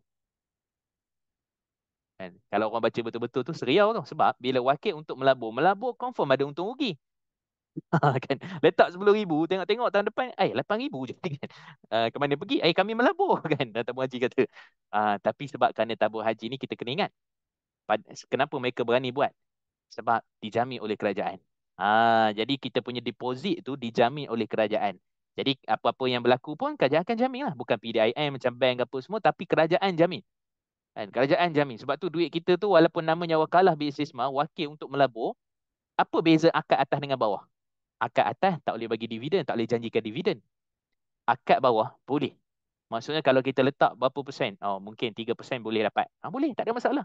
Kan? 3.2% boleh dapat. Boleh, tak ada masalah. Sebab nama je pelaburan. Maka pelaburan berhak untuk mendapatkan profit. Ataupun dividen. Tapi bila sebut simpan, simpan ni jadi masalah. Dan akad tu pun sebab simpan dengan jaminan. Nama simpan. Kalau ikut simpan ni, kita tak boleh guna tau. Maksud tabung haji tak boleh guna duit kita. Secara umumnya lah. Tapi tabung haji guna kan. Maka sebab tu akad tu ditukar. Kita tahu tak akad ni kita telah bertukar akad dengan tabung haji daripada wadiah yad dhamanah kepada wakalah bila. Kita tak tahu. Tabung haji gunakan akad iksaan. Dia paksa kita tukar akad. Sebab dia kata kelebihan akan berpihak kepada penyimpan. Kita lebih mudah. Contoh kalau tabung haji tawarkan apa-apa, katalah ada hadiah ke apa-apa. Kan? Boleh. Tabung haji tawarkan dividen yang bagus. Kompetitif lah. Kan 3% tu kira bagus dah di Malaysia ni. Kan? Kemudian tabung haji kata nanti kita akan mudah lagi untuk buat pelaburan-pelaburan yang lebih besar tanpa terikat. Nak labur ni kan pelanggan okey. Dia tak ada keterikatan. Lebih bebas. Tetapi walaupun mungkin ada dia punya risiko sebab dia pelaburan, tapi tetap dijamin oleh pihak kerajaan. Okay. So maksudnya dia ditukar kepada kita secara paksa lah. Akad tu daripada awalnya kita akadnya begitu. Tapi sebenarnya hakikatnya kita pun tak tahu akad kita pada mula ke, pada akad kedua ke, lepas 2019, kita pun tak tahu akad kita apa. Tapi dia kata akad tu telah ditukar daripada wadiah yad dhamanah kepada wakalah bi istismar, wakil untuk melabur. Kan? Jadi ini secara paksa sebenarnya. Okay. Tapi ada jenis akad yang memang tak boleh paksa. Contoh akad KBSP. KBSP ni sebab dia ada dua akad. Tabung haji ni senang. Semua orang Islam, semua akad dia satu. Tabung haji ni dia ada simpanan patuh syariah, ada simpanan konvensional. Dia tak panggil simpanan tak patuh syariah, dia panggil simpanan konvensional. Sedap sikit nama dia kan. Patutnya bagi je simpanan patuh syariah. Ataupun dalam bahasa mudah, patuh syariah ni banyak dia punya perbincangan dia. Tapi kalau sebut simpanan halal, simpanan haram. Mungkin kena tukar lah baru orang nampak haram kan. Kan. Tapi kalau simpanan konvensional, simpanan patuh syariah. Oh, okey je. Simpanan konvensional, okey je kan. Macam tu. Jadi sebenarnya beza. Ah, cuma tabung haji dia tak boleh impose. Semua kena jadi patuh syariah. Sebab apa? Sebab berbeza. Penyimpan dia berbeza, dia punya status non muslim dengan tak non muslim pun berbeza kan. Jadi dia ada dia punya isu dia dekat situ lah kan. Wajib potongan KBSP. Jadi nak kata kalau impos tak boleh sebab berbeza, memang berbeza, memang langsung tak boleh kan. Jadi di situ kita kata ataupun contoh satu lagi tabung haji tadi, keluarkan zakat. Kita memang senang hati keluarkan zakat tu. Tapi kita tahu tak cara macam mana tabung haji keluarkan zakat? Kita pun tak tahu. Kan pada pendeposit ke, sebab kita dah melabur. Kalau saya ada 10,000 pun sebab dia bundle tau. Contohnya Kak Syafini ada 400,000 dalam tabung haji contoh. Kak Zida ada 200,000, sikit sangat, 400,500 kan. Kak Liza pun ada 500,000. Jadi saya ada 20,000. 20,000 ni mana kena zakat? Kena zakat ke tak? Tak kena zakat. Tapi disebabkan kerana kita dah share, semua tadi 40,000, 400,000 semua share, ada berapa juta pemegang KBSP pula, tabung haji. Maka yang 1,000 pun kena zakat juga. Tapi zakat tu selepas sebelum dividen lah. Dia pengisytiharan zakat dulu, kemudian baru dividen. Kan. Tapi walaupun kita zakat tu, patutnya gini, kata contoh kita dapat dividen katalah 3.8%. Kan. Maka keseluruhan daripada total tu kita dapat 3% je. 8% tu contohnya dah ditolak dengan dividen. Ataupun sebenarnya secara asalnya 25% lah. Tapi 25% ni bukan kita persendirian. Dia adalah zakat pelaburan. Ataupun sebenarnya zakat perniagaan. Okay, zakat perniagaan daripada semua pemegang-pemegang tu, tak kira lah ada 1,000 ke, ada 800 ke, ada 200,000 ke, semua tu dikeluarkan zakat. Sebab dia zakat secara whole. Kan, secara menyeluruh umum. Kalau ikut individu, kita tak payah keluar zakat. Tapi sebab kerana dia dilaburkan. Itu siapa yang suruh buat je? Kita tak suruh buat. Patutnya kita tak payah keluar zakat, dapat dividen je kan. Tapi tak boleh sebab dividen tu secara perniagaan. Maka zakat itu ke atas perniagaan. Bukan zakat kepada personal pendeposit. Dia zakat atas perniagaan. Okey, so maksudnya kita pun tak boleh kawal, maka kita terpaksa ikut, pasal rela juga kan. Jadi hukumnya adalah dibenarkan. Okey, kemudian seterusnya lagi. Ada lagi ke? Jual beli terdesak. Jadi kita dah bincang dah. Ni terdesak ni dalam semua benda lah. Banyak je orang yang terdesak. Semua dia nak jual, jual kereta, jual motor, jual apa tu biasa. Jualan terdesak. Betul, ada iklan. Jualan terdesak. Kan? Dia terpaksa jual. Okay. Ada je ni, jualan tak terdesak. Maksudnya bila nak beli pun boleh, tak beli pun okey. Ada juga. Kan? Okay. Baik. Kemudian nombor seterusnya, lelong dan kerajaan ambil tanah. Ni pun sama. Ni ada orang ini kadang-kadang dia tak faham, dia kata saya tak redha kerajaan ambil tanah saya. Macam tu kan. Padahal sebenarnya tanah tu nak buat ECRL. Dari kerajaan bayar pampasan tu, syarikat bayar pampasan tu. Okey, tapi pampasan tu dia taklah macam harga yang kita nak. Kan? Mungkin kita boleh jual 1 ekar dengan harga 70,000. Kan? Mungkin dia bayar 50,000 je. Contohnya kan. Tapi nak tak nak, daripada tak dapat apa langsung, baik dapat 50,000. Kan? Daripada awak nak ke tak nak, kira kita ambil je tanah ni. Kan? Sekalian boleh paksa sebab atas perintah uli amri, kerana untuk kemaslahatan rakyat secara umum. Awak rumah sebiji. Ni ECRA Pantai Timur. Terpaksa bukan rumah lah, ataupun ladang sikit kan. Yang ni ada jutaan manusia nak pergi balik ke Pantai Timur apa benda semua dan sebagainya lah. Ha, mungkin berkuranglah jam tu dekat Tok Gombak tu. Tapi tak tahulah, mungkin jam juga kan. Sebabnya tak semua orang nak naik ECRL. Ada orang memang suka drive. Kan? Memang dia terpaksa memang okey. Cumanya kita nak kata dalam konteks ni, rumah yang laluan ECRL macam kat Gombak, macam kat mana tu kan. Maka akan dibayar kerajaan ataupun pampasan, terpaksa ambil. Ini sebenarnya kalau ikutkan izaan, jual beli paksa rela juga. Kan? Tapi untuk kemaslahatan umum, untuk masyarakat, untuk adanya ECRL kan, kereta api yang bagus, yang standard untuk ke Pantai Timur. Kan? Pening kot nak pergi Pantai Timur, memang terpaksa naik flight nak pergi Kelantan. Naik bas, inilah kalau kita ni kan. Tapi kalau ke belah utara tak ada masalah, dah ada ETS dah.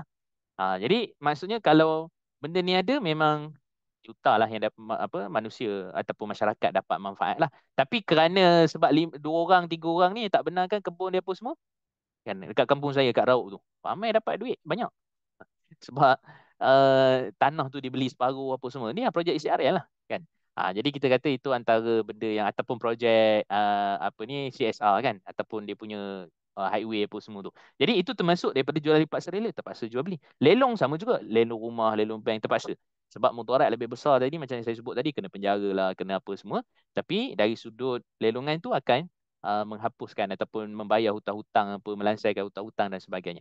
Okay, so itu perbincangan ringkas kita lah pada pagi ni tentang akad jual beli paksa rela yang memang dah berlaku pun dalam masyarakat kita, dalam kita tidak sedar.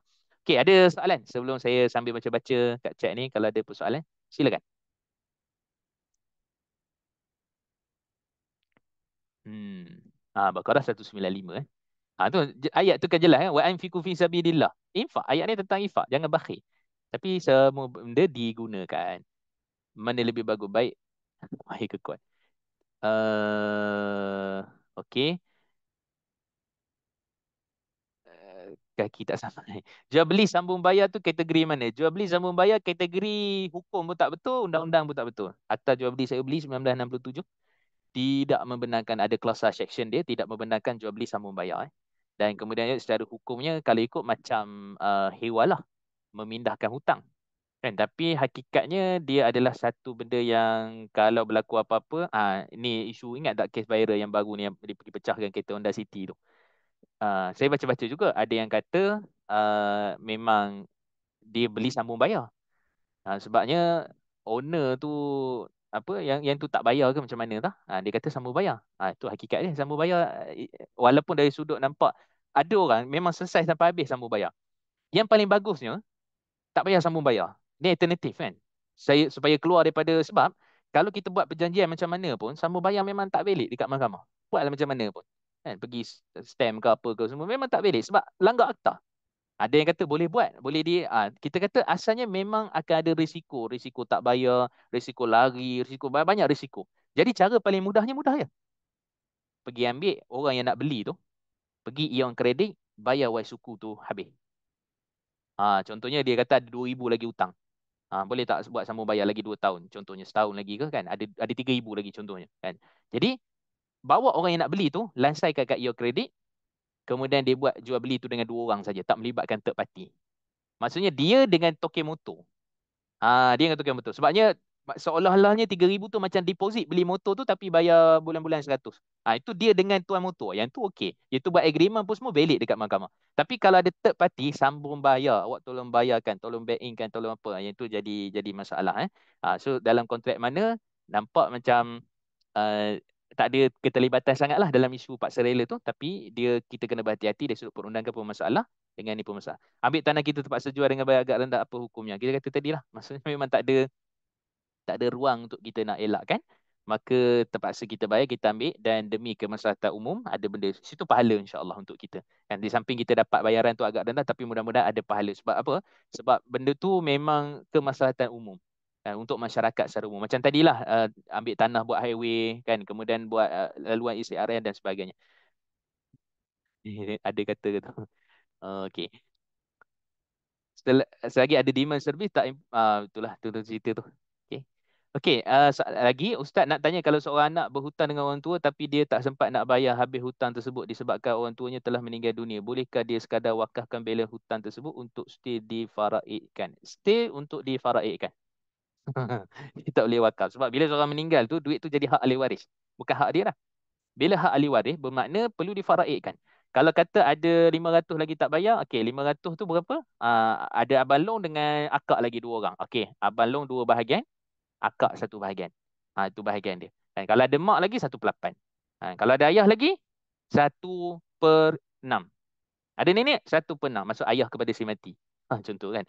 Jadi itu semua hak kepada harta pusaka yang kita perlu jelas. Beza butter tu dengan butter. Betul tu. Majoring dengan butter betul betul. Okey, lagi pinjam untuk investment.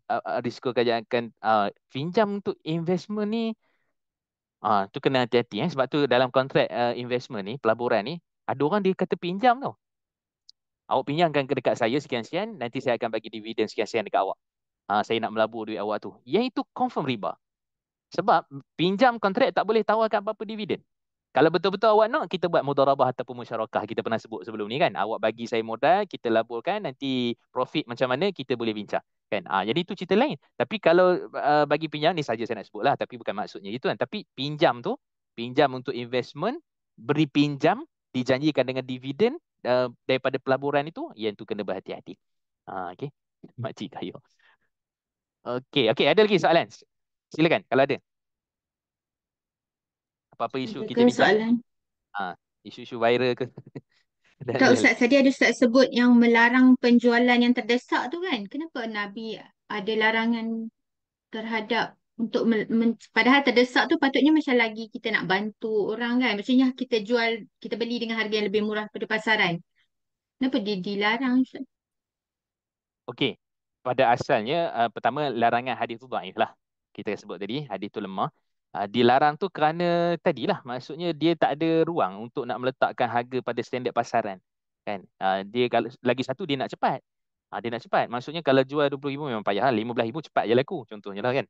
Jadi di situ maksudnya dia punya situasi dia adalah membantu dia. Tapi nampak macam tak mencapai lah hajat harga yang dikehendaki tu. Maka sebab tu saya kata tadi walaupun hadis tu dhaif, kalau kita niatkan dia nak membantu dan dia memang jual juga, sebenarnya redha dah dekat situ. Okay, sebenarnya ada redha dekat situ. Wallahualam. Ada lagi soalan? Ustaz, Pinjam untuk invest dalam ASB yang tu pun kategori riba juga. Kalau submit yang financing, yang Islamic punya financing, okey. Dia dah ada letakkan kira-kiraan profit apa benda semua tu, tapi bagi saya lah, saya tak terlibat lah dengan ASB ni, baik financing ataupun secara pergi letak duit dalam ASB. Siapa yang terlibat, okey. Sebab dia ikut fatwa apa kerajaan atau fatwa Malaysia. Kan? Sebab tu saya kata ASB ni, fatwa kerajaan maksudnya mufti lah, ataupun Majlis Fatwa Kebangsaan ataupun MKI kata harus. SC kata tak harus, Security Commission. Kan? Security Commission. Sebab apa? Sebab macam saya sebut, dua-dua ni dilantik oleh Amri. Ahli Majlis Fatwa ataupun Fatwa Kebangsaan pun dilantik oleh Agung. SC pun dilantik oleh Agung. Dia punya jawatan kuasa dia. Jadi macam mana tu? Atas kita lah, saya pegang pada SC. Kalau tuan-tuan nak pegang pada Majlis Fatwa Kebangsaan, tidak jadi isu, bolehlah melabur. Tapi saya ingat, nak kena zakat lagi, nak kena buat purification, nak cleansing lagi. Berapa sen yang dapat tu agaknya? Kita kena fikir kat situ. Kan? Sebab kalau zakat dah 2.5 confirm, kemudian cleansing pula kalau kita ambil lah 95% contohnya. 5% kena cleansing. Daripada dividen. Kalau dividen dapat 10,000, berapa kena cleansing? Okay, lepas tu baru total zakat. Sebenarnya berapa je yang kita untung? Jadi kena tengok jugalah tentang benda-benda yang seperti itu. Okay. Wallahu alam. Okay, ada lagi? ada satu soalan, Ustaz. Ya, silakan. Assalamualaikum. Ah, Assalamualaikum. Ustaz, ini mungkin tak tahulah kes ini sini ke ataupun tajuk lain ke. Sini, Ustaz, kalau katalah ahli keluarga kita memerlukan modal segeralah untuk sesuatu perniagaan, dan kita dahulukan duit kita sebagai modal dia, tanpa kata tak adalah kita macam joint venture ke apa ke, kita hanya membantu dia je dan tak ada perjanjian apa-apa. Maknanya jangkanya bila dah stabil, dia akan pulangkanlah modal kita. Macam tu kan, Ustaz? Kalau dia pulangkan ekstra, macam mana, Ustaz? Satu. Yang kedua, kalau dia tak pulangkan, katakanlah tak menjadi perniagaan tu, dan anak-anak dia yang pula yang membayarnya kemudian. Sebab dia tahu kita yang meminjam, katalah bapak dia minjam kan. Anak ke atau isteri dia yang membayar balik pinjaman tu secara beransur-ansur. Macam mana tu, Ustaz? Okey, yang first tadi dia asalnya dia nak melabur kan, bukan pinjam kan? Bukan, Pinjam untuk melabur. dia katalah dia ada perniagaan apa-apa, tapi Okey. tiba-tiba dia perlukan modal dan dia Faham? tak dapat nak selesaikan, contohnya kena down payment ke apa ke kan. Dia tak dapat. Okey, saya nampak dua situasi kat situ. Saya selesaikan dulu yang ni lah. Okey, Ya, situasi pertama tadi bila dia maksudnya dia nak modal lah untuk berniaga, sebenarnya melabur lah kan ataupun berniaga.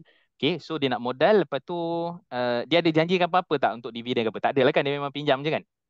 Tak ada dia, sebab kita tahu dia perlukan modal. Okey, Jadi okey. kita ada duit sikit. Memang bagi pinjam je lah. Kita bagi untuk memudahkan urusan dia. Okey, lepas tu tiba-tiba dia ada keuntungan ke apa, lepas tu dia bagi pulang kita lebih kan? Kalau dia Yang tu tak ada masalah sebab dia tidak disyaratkan daripada awal. Dia Oh, atas yang rela dan budi bicara dia. Sebab tu dalam hadis Jabir bin Abdullah tu, Nabi sebutkan tentang dalam hadis tu Nabi beritahu kepada kita, ahsanukum ahsanu qada'an. Sebaik-baik kamu ialah melebihkan waktu pembayaran. Melebihkan tu maksudnya pembayaran hutang, tapi bukan syarat daripada awal. Syarat pada awal jadi riba tadilah. Tapi tiba-tiba jadi bagi kan, dengan pulangan tu maka hukum harus. Kalau dia bagilah, ada lebih. Tapi syaratnya, tapi asalnya dia hanya memulangkan modal je lah. Okey, itu soalan, ya. soalan pertama. Soalan kedua? Soalan kedua, katalah yang bisnes yang dia jalankan tu tak menjadi. Jadi dia tak mampu nak bayar. Dan katalah yang menjantung bapak dia, so anak-anak dia membayarnya, atau anak atau isterinya membayar secara ansuran. Tak Ah, ah, kisah lah bila-bila. betul. Macam mana Sebab tu tak? boleh. Memang itu sepatutnya. Sebab pertama, kalau dia tak boleh bayar, tapi tak meninggal lagi kan? Tak, Alhamdulillah Ah, lah, kedua-duanya masih ah, hidup. kalau masih Contoh hidup je tak pada tahu. waktu itu, asal tanggungannya patutnya dia tidak dibebankan kepada yang lain-lain sebab asalnya dia yang berhutang, melainkan kalau dia dah meninggal dunia. Kalau dia belum meninggal, dia asalnya dia. Macam mana keadaan sekalipun dia tetap langsaikan, mungkin RM50 sebulan kan, dia tetap kena kena bayar kan. Sebab Hmm. dia asalnya adalah hutang, dia bukan melabur. Kalau melabur cerita lain kan, maksud dana untuk pelaburan tu lain, jadi tetap kena bayar. Tapi kalau ahli waris volunteer, boleh.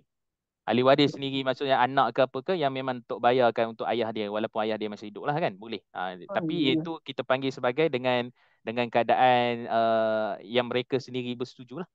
Okay. Ya. Okay. Ini kes masa COVID dah dulu Ustaz kan. Betul, betul. Banyak kan yang jatuh perniagaannya. Jadi itulah. Okeylah, terima kasih Ustaz. Okay. Assalamualaikum Ustaz. Okay. Assalamualaikum. Silakan. Ya, saya nak tanya, arah suami ada masa hidup dia ada beli saham-saham lah.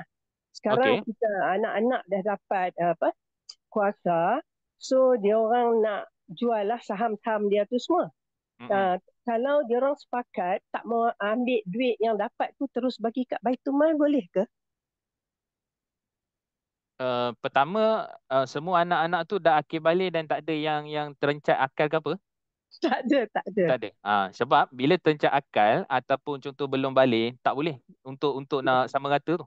Itu syarat penting tu. Sebab ada orang kata asal sama rata semua setuju. Tak, syarat pertama setuju. Yang kedua, tidak ada di kalangan anak tu yang terencat akal dia, yang tak boleh buat keputusan lah maksudnya. Dan juga bukan yang bawah akil balik. Jadi kalau memang semua setuju, memang tak ada cakap apa-apa dah belakang-belakang ni, boleh bagi ke Baitulmal. Tapi kena ingat tau, bila bagi Baitulmal, asal yang bagi Baitulmal tu bukan duit arwah. Yang bagi ke Baitulmal tu duit dia sendiri. Sebab dia asalnya faraid tu dah bagi kepada dia, ahli waris. Tapi sebab kerana dia sendiri volunteer nak bagi kepada Baitulmal tu pulang. Kalau Kena tidak, ingat tu. Kalau tidak secara faraid, dia orang boleh dapat bahagian masing-masing. Ada berapa orang anak lelaki, ada berapa orang anak perempuan. tapi dia orang semua tak nak. Dia orang Bila nak suruh sedekah semua bagi keluarkan. kalau kata nak sedekah ataupun niat untuk nak bagi pahala kepada ahli waris, itu dia kena faham gini tau. Oh. Bila seorang meninggal dunia, dia tak ada kaitan dengan harta tu. Yang ada kaitan harta tu, yang dapat harta tu ahli waris. Maksudnya sekarang harta tu ialah harta ahli waris. Maksudnya harta akak, harta puan, harta siapa ni, anak lelaki, harta anak perempuan. Tapi dalam konteks yang lain, mereka pula bersetuju untuk bersedekah atas nama si mati, atas nama ayah. Hukumnya harus. Hukumnya boleh, tak ada masalah. Okey, saya faham. Sebab ramai orang terkeliru macam ni. Sebab dia ingat masih harta si mati. Bukan, itu harta ahli waris lah. Tapi kalau yang macam duit-duit saham yang macam ASB dulu, kita bagi dekat pusat zakat tu, dia kira macam mana pula? Atas nama dia tu, yang kita bayar. Okey, yang itu kerana kemungkinan besar dia ada lapse kat situ. Belum bayar untuk sebelum-sebelum tu. Tak tahu kita ambil ni sajalah. Okey. Sebab zakat dia wajib bayar si mati yang bayar. Maksud si mati yang bayar ni ialah daripada harta si mati. Sebab zakat tu belum dibayar. Adapun zakat ahli waris ni, contoh ahli waris dapat 30,000 seorang. Hak tu ahli waris. Dia bukan ada kaitan dengan zakat si mati dah. Ya, faham Ustaz. Baik, terima kasih. Assalamualaikum. Assalamualaikum. Okey, silakan. Kalau ada lagi lah. Kalau tak ada, kita masaklah dekat dapur. Jika kita membeli barang penjual hantar barang, kita bayar melalui transfer tapi lewat sikit, bolehkah? Boleh. Cuma masih terikat dengan syarat-syarat dia lah. Cuma kita kata barang dia boleh jadi juga kita macam buy no pay later kan, BNPL tu. Kita apa ni barang sampai dulu kita bayar lewat. Ataupun kita bayar tu sebab kadang-kadang Shopee ataupun platform ni dia ambil masa tau. Dia ambil berapa 2 hari 3 hari untuk disburse. Sebab tu kita kena pastikan bila barang tu sampai kita kena tekankan barang tu sampai. Kan kata nyanya dekat seller lah kan. Jadi dari sudut asalnya dia memang tahan. Nak pastikan betul sistem tu bagus. Nak pastikan betul barang tu betul sampai, duit tu betul-betul dibayar. Kan? Jadi dalam keadaan macam ni tidak jadi isu lewat sikit tu, tapi dia jangan melibatkan isu-isu yang ada unsur-unsur jual beli emas ke apa, riba, itu jadi isu lah. Tapi dalam bab ni kita kata tidak ada isu sebab dia barang biasa. Dia lewat sikit tu tidak jadi isu. Sebab itu bayar lewat tu memang dia ada asas dia. Macam kita katalah buy no pay later tadi kan. Beli sekarang, dapat sekarang, bayar kemudian. Boleh jadi. Okey, wallahualam. Okey, sekadar tu je. Alhamdulillah, barakallahu fikum Ustaz. Kita tutup kuliah kita dengan tasbih kafarah dan surah Al-As.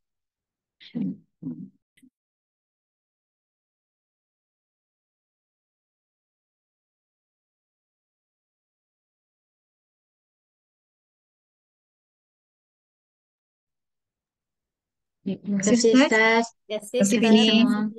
Terima kasih semua. Wah. Okey. InsyaAllah petang ni kita ada kelas dengan Ustaz Yusof pukul 2:30. Saya dah hantar link dekat dalam grup. Jadi terima kasih semua. Terima Okey, Kak. kasih. Assalamualaikum. Sama. Salam. Puan ada di atas ke?